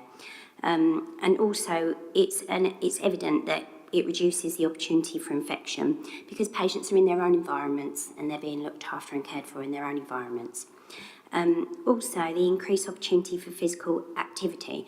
We already know that when a patient is admitted to hospital, it reduces their activity, their physical activity and mobility.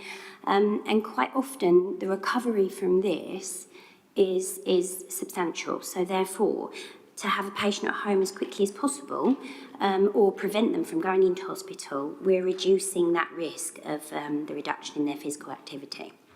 Home comforts are also an aid for recovery. We all know that when you're in an environment that you're used to, you are relaxed and your mental health is much better and it's less stressful for the patient.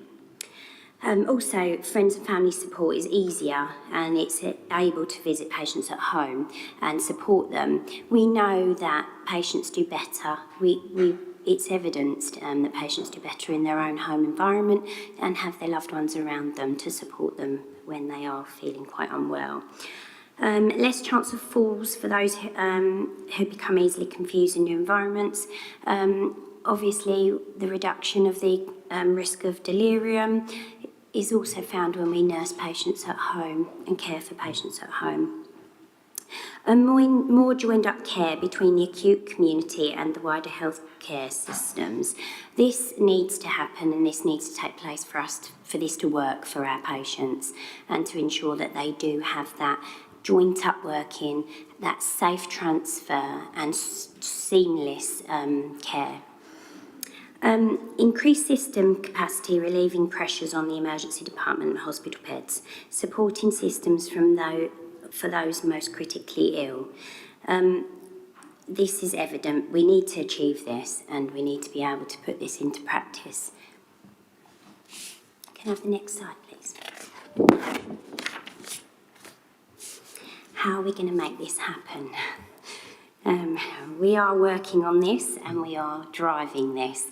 Recruiting staff, and we hope for the passporting between organisations. This will aid recruitment, this will enhance recruitment and make it far easier for us to move from different sectors of the NHS. Creating our culture is paramount to us, so that everybody's driving in the right direction. Refining pathways and support hierarchy, as Lynette had already spoken about. It's essential that we have that support from hierarchy, and we do, as Toby did say, refine these pathways that we are developing. Building on our training and also developing the right equipment that we need, making sure that we put the right things into place. Building our patient co-design group will help us refine our service through the winter. We're already working on this. We've already got a lot happening for us with this, with our co-design group for our patients. We are off the starting blocks. I'm going to leave you with the next slide. This is a testimony from one of our patients who we're currently seeing, who's having IV at home with us. Thank you. Thank you very much, colleagues. Particular thanks to colleagues from Bromley for bringing it to life, because these can feel a bit dry when you're doing the abstract, no offence to Toby, but this sort of does, sorry, I've got a habit of saying things in a way that I don't mean to say them, but you know what I mean, Toby, it sort of brings it to life when you get a real example. So I'm going to get sort of comments from colleagues on there. I'm not going to grab them all myself. Gosh, I've got lots of people want to put their hands up this time. So I did see Julie, I see Clive, I see to my left Angela, I see John T. No, Ify. Let's do that lot first, and then I'll come on to the rest, because otherwise we'll lose it. I'm kicking off, yeah? Brilliant. Thank you very much. Hello, everybody. I'm Julie Scruton. I'm Chief People Officer both at Guy's and St Thomas's and of the ICB. Thank you for your presentation. So I'm just thoughtful about what you said about education, training, and movement. So when the whole virtual wall thing was announced from a policy perspective, I think John T had a good idea that we might invest some money in supporting it. Are you now clear on what that could look like? So from a passporting perspective, the NHS can move people around. Obviously, I can say that, but in practice, it's quite tricky. Is there a passporting requirement with other organisations? And if you had a magic wand, what would you say to me that we need to invest in from a workforce perspective to make this more successful? Shall I take that one? So I think the passporting elements beyond the NHS are important to us, and that we are looking at the minute detail of the passporting agreement, the London-wide passporting agreement at the moment, to see whether it does offer us all of the flexibilities that we're currently after. I think that's important for us. I think the other area which you asked about in terms of magic wand, and I'm going to read into that funding, is I think there is genuinely something around the training in this area of, we were trying to bring it to life in the presentation, but we've got slides and slides on this of what is it genuinely like to be providing acute level care in somebody's home where you've got a drip which is hanging off of a coat hanger off of a door, you're trying to maintain an aseptic environment, etc., etc. This is different, and it's as much for doctors as it is for nurses to understand what this change and difference is about. So we're workshopping in the next couple of weeks, actually, exactly what we think that specification should look like. With the college. With our local college on that. But yes, I think that's something that if we can get right as across the ICS, lends itself to not only being beneficial to us, but is also something that you could extend the offer to others across the country. And could I just before we move to others, so I think to our place leader colleagues, all of you are doing something around virtual wards. We need to offline come together and work out, but we can even just do ones for South East London to get us going, and then we'll take over the world in the next couple of months. Thank you. Thank you.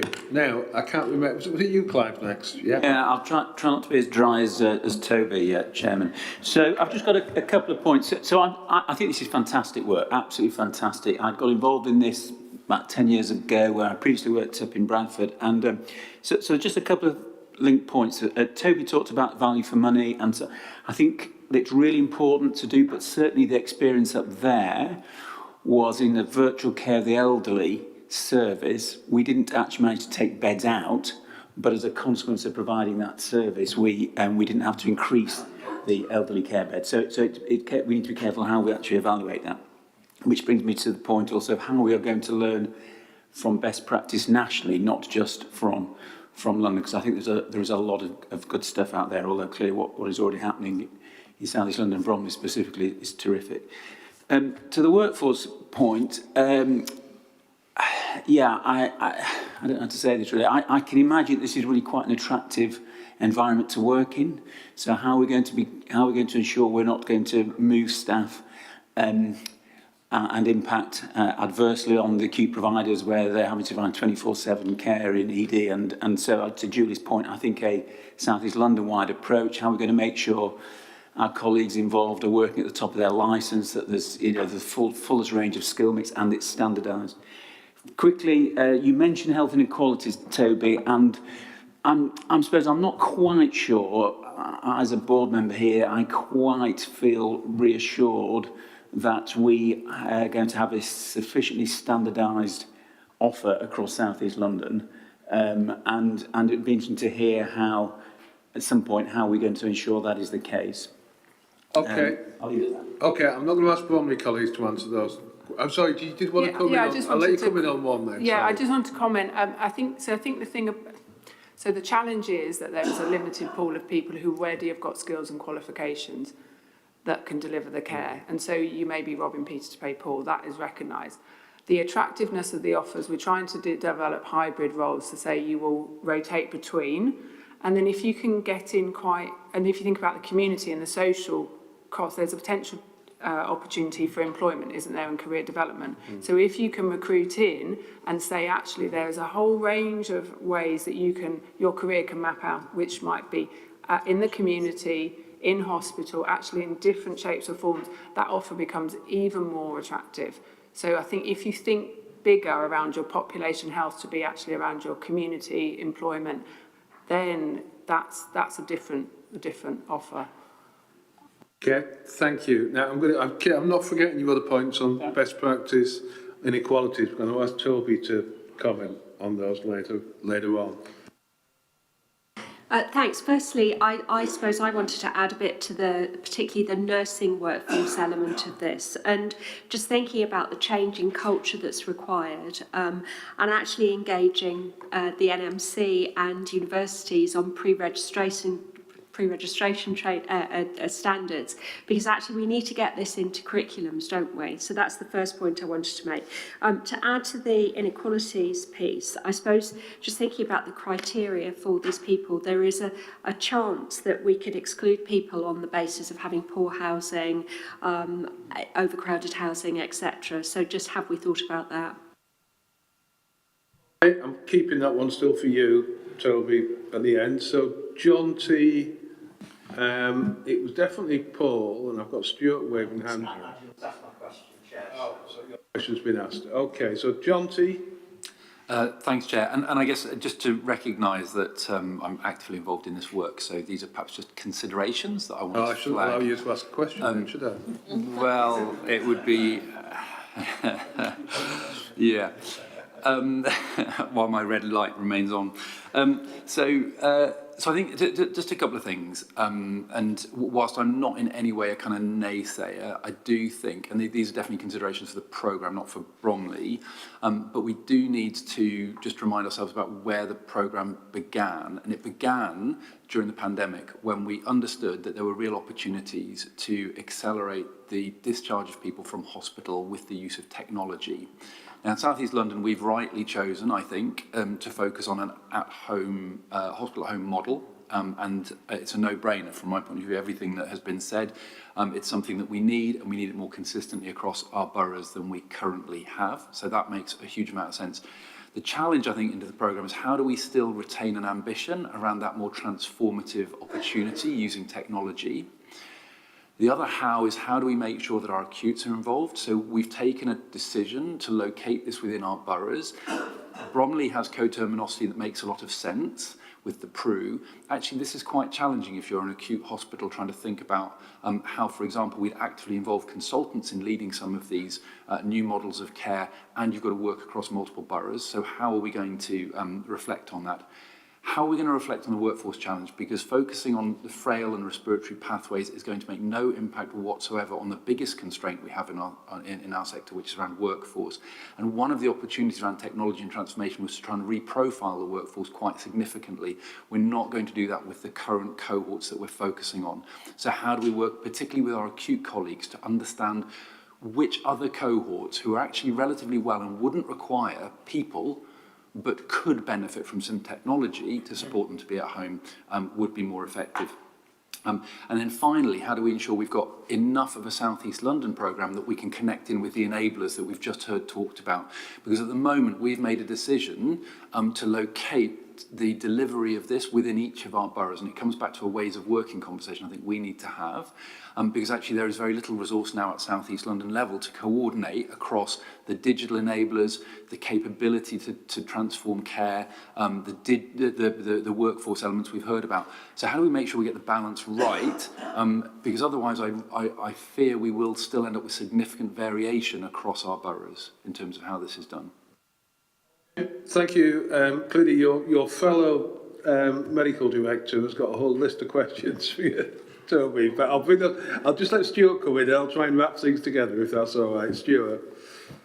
Yeah, so firstly, thank you to Bromley for that presentation. I think it did bring it to life, and I can say that there's well-constructed programmes, to my knowledge, in each of the localities. I do want to just reflect it is important that there's a line of sight across South East London so that we're understanding any performance variations and that we're embedding learning in each of the localities. So that is something that really does have to accompany this programme. We need to be clear about how we measure the outcomes of this. I don't think we should be starry-eyed about what feels like an obvious thing to do, and you know, I know that when we ask people, they want to be home, but we really have to have a robust way of understanding that the outcomes measure or meet the ambition. I'm slightly concerned about a lack of therapist involvement in this, and in terms of outcomes for people, we've measured that accelerated discharges for social care have led to people having not the kind of reablement and independence that we might expect from a more traditional approach. So there's a question for me about how this is accompanied by increased access to therapists, particularly physiotherapists, to ensure the success of the programme. And lastly, I just think we haven't heard enough about the wider impact on social care, the voluntary sector, community health, primary care in this programme. It's felt very much about a kind of quite a medical model in terms of how that might work. I think there's a question around, for instance, the cost for the individual, particularly if we get into issues of social care being a charged for service and someone in hospital is not going to face those charges. So there's that, plus any longer tail in terms of costs to community-based services. Yeah, so they're just my observations. I think readmissions is a really key performance indicator as well. Okay, there's a lot there. So I'm going to try and pull this together a bit for you, Toby, in the short time we've got. So there's a bit from Clive on sort of lessons learned more widely from this, not just from within South East London, how we're picking up on that. There's a sort of inequalities thread that runs through this, I think, from people, both in terms of differential approaches potentially between our boroughs, but also this question of, I guess, the sort of the wider impact, the non-NHS cost of this, and the sort of accessibility to different groups. There's a question about evaluation and how we're going to monitor and evaluate what will come back to the board. And I guess there's sort of Jonty's wider point about how transformative we being on this, and a debate we constantly, I guess, have on this board about level of ambition around transformation as to making things incrementally.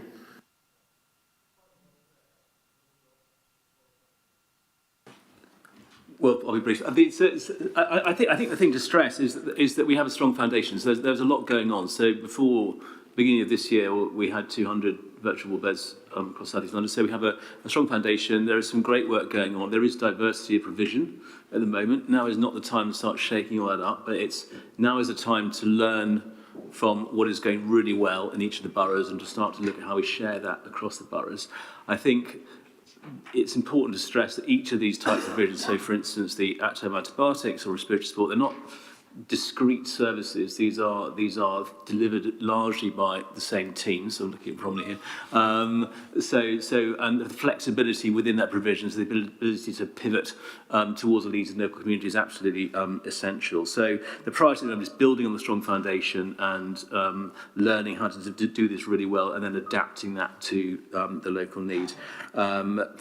With a view to harmonising as much as appropriate across the boroughs, but also, of course, understanding the local nuances around the communities and housing and parking and things like that, which you might not think of, which are really important. Inequality is obviously key, and as I say, it's essential that we are capturing the data to understand the impact. So it may be around the impact on the wider family, or on the impact of housing or heating or nutrition, availability of technology, digital literacy. So these are things that are absolutely key that we address from the outset. Stakeholder engagement is critical. I talked a lot about patient engagement, which is obviously important, but clearly engagement with social care and primary care to make sure that this works for everyone. What we do not want to be doing is increasing the impact on social care at a time like this. We don't want to be taking patients out of hospital who are going to need a lot of additional support from social care, which is not available. I can't read my own writing. There was one more thing. Have I missed anything? That's probably, and I'll try and wrap it up at the end. Just very quickly, a lot of these patients in Bromley are very well known to social care and community services, and what we actually have is a proactive care pathway and a system of surveillance that we can put the patients back into, which I think will help with some of these. Thanks. I mean, I think some all really helpful points, and we haven't shared our organogram of all the different disciplines that we will have in the team, in terms of we've got a role for pharmacists, OT, PT, everybody, and links in with Bromley World, third sector organisations and St Christopher's, so they're all part of our overarching board. I think the other point that was mentioned around is we're really keen that this is an at-home service, and that yes, you may have a pathway which is IV antibiotic, that just is the guidance that says how you will administer that, but people will sit across several pathways. So they may be a bronchiectasis patient who has a respiratory condition with IV antibiotics and they are frail, and they won't be denied any of the offers. You've got to have generic skills and be able to flex across it, and we very much want to have an offer that is flexible to whatever the demands are. I think if I've got my rose tinted on as an answer to John T, is if we get it right first time and we assess only once, then potentially we will then reduce costs and in the system. So that's the aspiration. That is going to be hard, I think, to do. But I think if we make sure that we are we are constantly evaluating and collecting that data, then we can make sure, and there's other parts of the system that are working on the inequalities stuff. So within all of our SOPs, we've always got the line of, and we'll have a conversation about someone if they don't fit in there, that criteria, to see if we can make it work. So I think that's our way of always being able to make sure we've got an option to drive it forward and adapt it to what the needs are. And then hopefully that becomes the norm later on.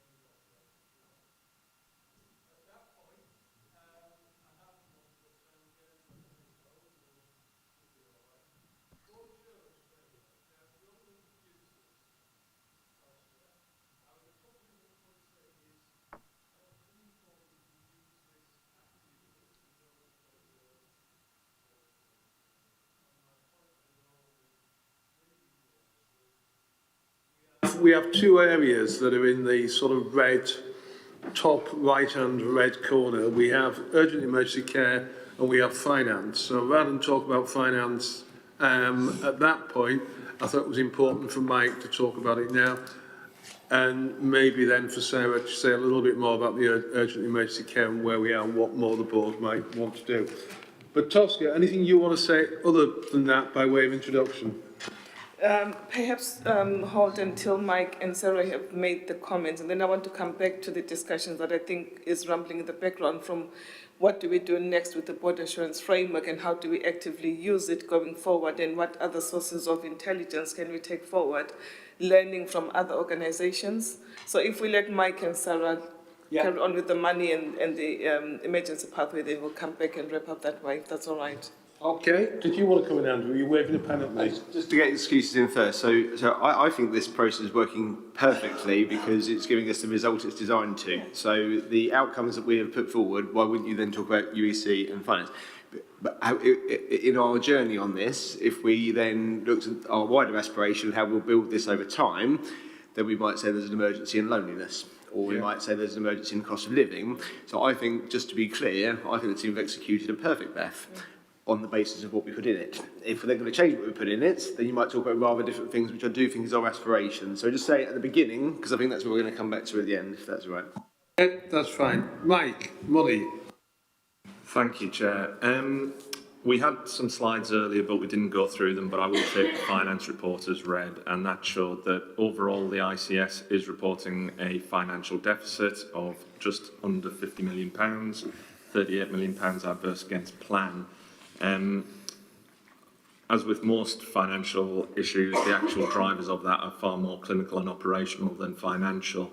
The main drivers of our current position being higher than planned spend on COVID and pressure through COVID, not only on patients in our hospitals, but also on the impact on our staff in terms of sickness, and continued operational pressures, not only in our elective recovery, but also in our EDs and also acute mental health. And this is all driving not only the financial performance, but also our ability to deliver to the savings plans year to date, and also recover the productivity loss through the COVID pandemic. While we are forecasting a break-even position, clearly the year-to-date position shows that that is a significant risk.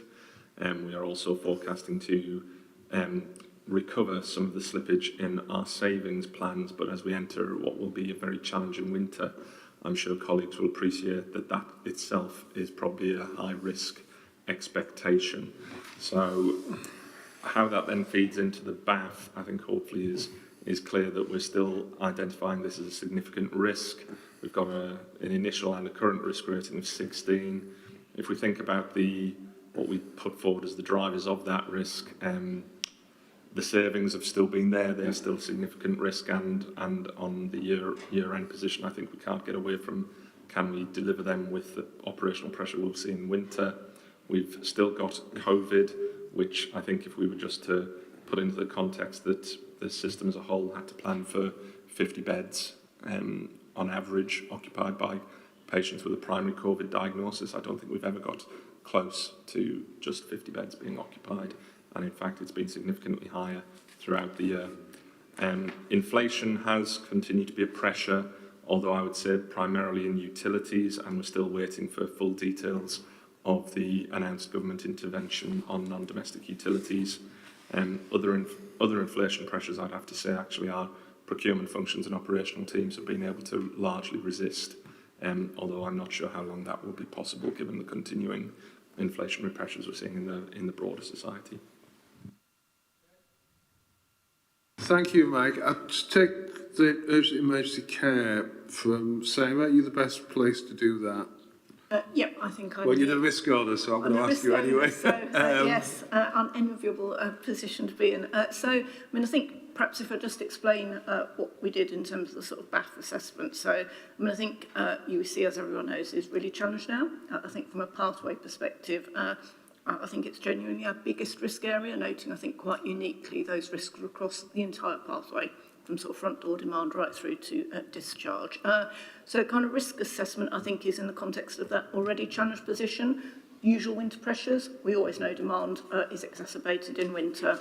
Mike's referred to it, but that kind of COVID uncertainty, but in the context of a current COVID demand increase and sort of very likely potential for kind of continuing fluctuations or upticks over winter. Other potential impacts, flu, big issue. I think if you look at what's happened in Australia, we might reasonably expect a kind of higher level of flu than usual. So all those things mean, I think, current context and demand pressures potentially compounded.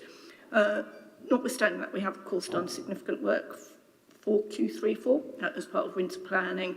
But I do think our biggest constraints, matching capacity demand to support timely flow and workforce on not quick fixes. So I suppose the BAF residual risk assessment really tries to reflect the ongoing concerns about the extent to which we can realistically kind of de-risk in any material way. Although we have assessed that the work we're doing will have an impact, so from a do-nothing risk assessment to a residual risk assessment, but I think you'd probably be challenging me if we came here with anything other than it remaining a really significant and probably the board's highest overall risk along with the finance. Thank you. Are there questions? So, Paul, first of all. I cannot... Oh, yeah, Sarah as well. Thank you, Chair, and thank you, colleagues, for the work on it. It's a really helpful document. And Richard, I was partly reflecting on your question, really, of how we might... what's the best way to kind of use the report in future at the board?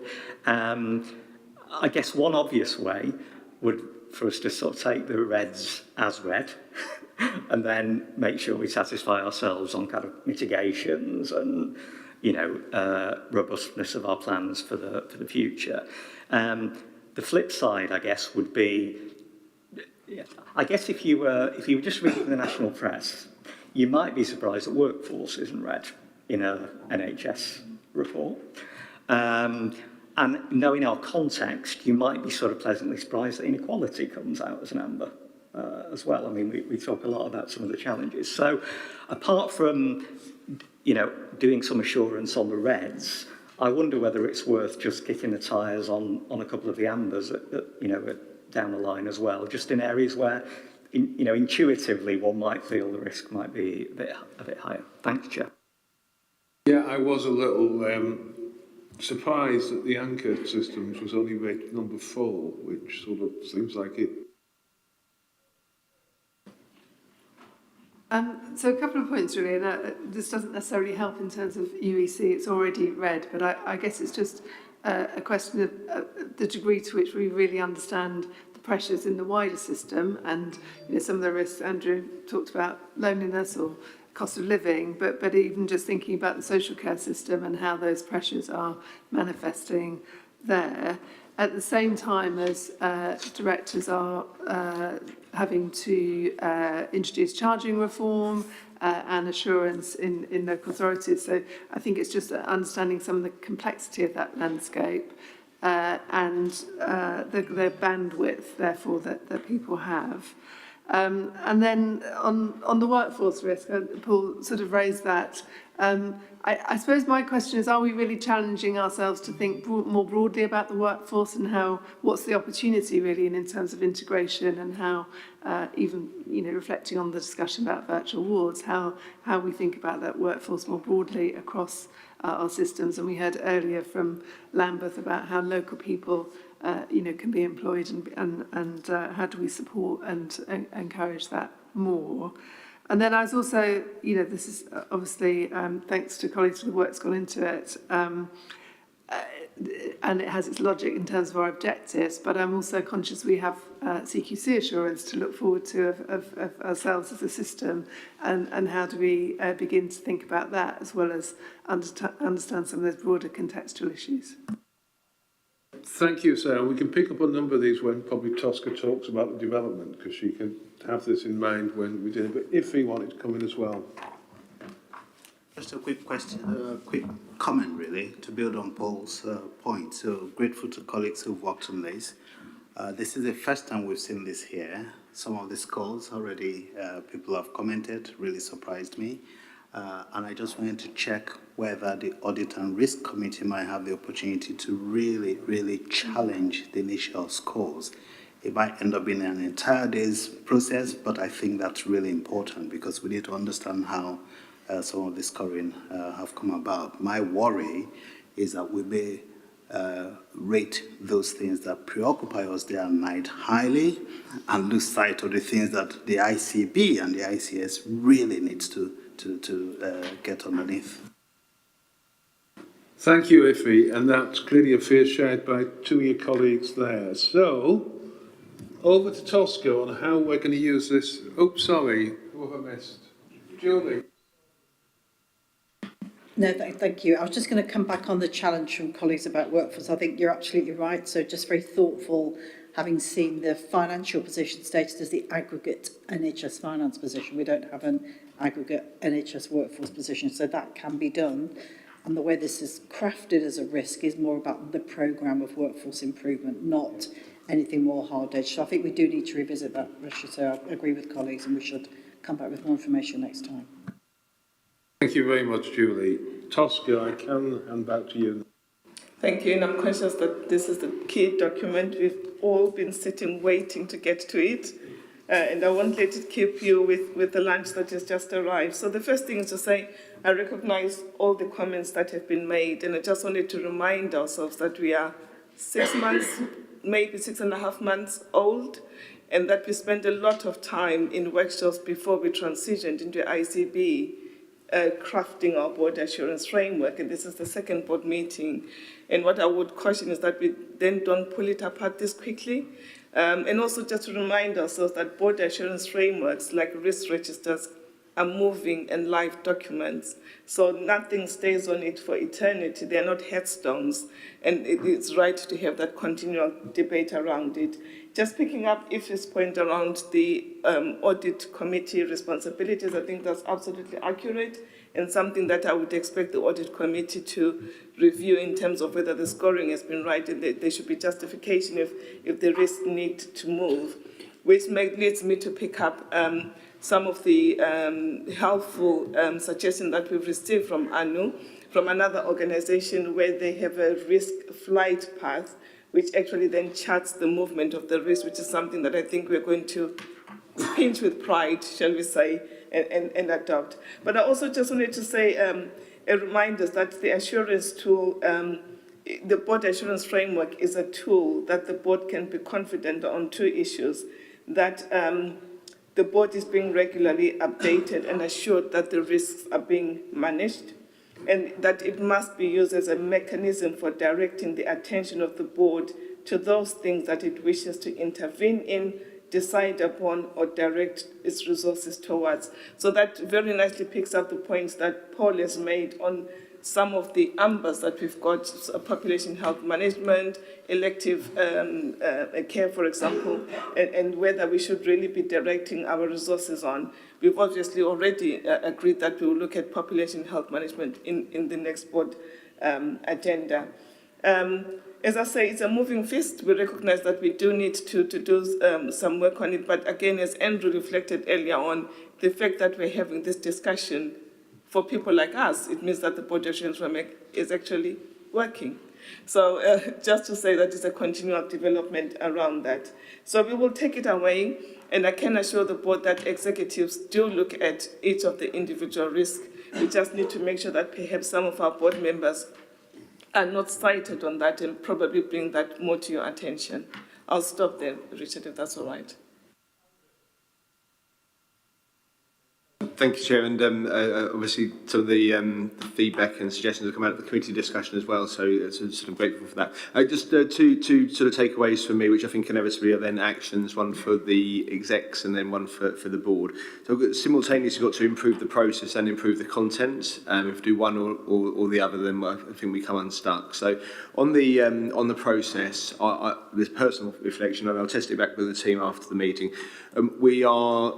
The execs, I think, are taking a view, but potentially in too siloed a fashion. And we have a fortnightly ICB executive, and that draws in both the collaboratives and our places and the central team. And I think that might be a better place for us to test some of this scoring on a collective basis, so a challenge, and that's a more frequent test as well.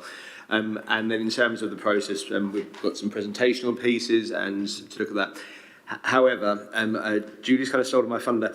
We'd have to improve the content, and that will start with the objectives, which I think we will need to change. And I think we're committed to doing that for our second year, excepting we were mid-year, because at the moment, I think the scores on workforce relates to the objective we set ourselves, which is amber in my view. If we set ourselves the objective that we'd have sufficient workforce to do the job on a sustainable basis with well-paid people, or appropriately paid people, then I think we would be something more crimson. So that I guess is the framing that I've taken from this, and just to check back I've taken the right thing. Process can be improved, absolutely. We'll then have to make that content fitting with our ambition, and I think we consciously, in our sort of birth back in July, said this isn't quite where we hope it to be in the future, but it is a safe landing, and we'll make sure we attend to some of our regulatory requirements. Thank you, Andrew. A couple of finishing points for me before I hand back to the accounts. So I remember us having a conversation in one of our development sessions about the board, actually 2 or 3 of our development sessions, where Andrew kept trying to bring the board assurance framework to us, and we sort of managed to put it off to the next meeting. It wasn't the thing that was exciting people at the time. It was exciting, Andrew, but it wasn't exciting. So there is a little bit, and I fully accept this, that we need to build on what we've got, we need to learn from it. The main point, though, is the comments that are coming through today and discussion about this is not criticism of the team on any of this. It's we're trying to develop this in the right way, and we don't want to lock ourselves into a particular approach just because we've got it now. And there's sort of 2 very specific suggestions I would make for this is, if we do have a red item, recognising exactly what Paul said, actually we should have a substantive item on the agenda about that, because if it's red in that top corner, we should be doing something, and the board should have a conversation about what we're doing. So I think, can we make sure that is sort of actioned in the next board agenda? The second point is the one about Paul's, about just checking how the colour coding is actually right on this. I think that really is a job for a combination of the committees and the audit committee. So you would expect, I believe, normally that each of these areas would rest with a particular committee that we had, as well as with an individual director, that committee should be satisfied with the colour coding, and that the audit committee should be satisfied with the process that leads people. So I have an overarching view on that. So that's just my suggestion. So at that point,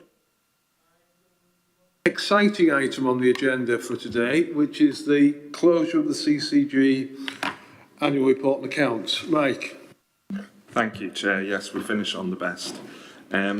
This is the formality of us receiving as the board the annual accounts and report for the year ending 31st March 2022 for the CCG.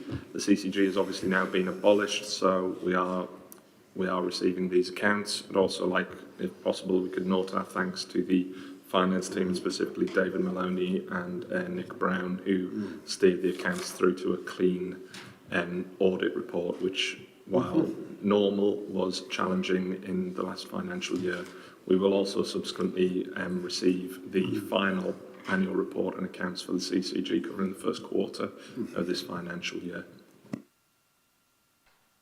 We are formally asking people to approve the accounts for which, apart from a handful of people, they didn't really have a lot of involvement with. But that's the legal position for us. So, does anyone object to this approval? No. So I take the account as being approved, Mike. Okay, thank you very much. It brings us on to a combination of any other business and any public questions. So first of all, is there any other business that people thought we should have covered today that we haven't covered? No? Just one word, particularly because we're meeting in public. So we disrupted, absolutely appropriately for this reason, our pattern or sequence of board meetings, but those board meetings had been sort of publicly advertised otherwise. So just to place on record, we're having to revisit the entirety of the year in order to make sure the business gets done. This meeting was due to be a governing body seminar. It's been converted into a public meeting. We will continue to do that throughout the year. So just taking this opportunity to say that, Chair. Okay, thank you, Andrew. Now, we have a meeting in public, so at this point I've got to ask if there are any questions from members of the public that either may be sat here or that we have to deal with in some other way.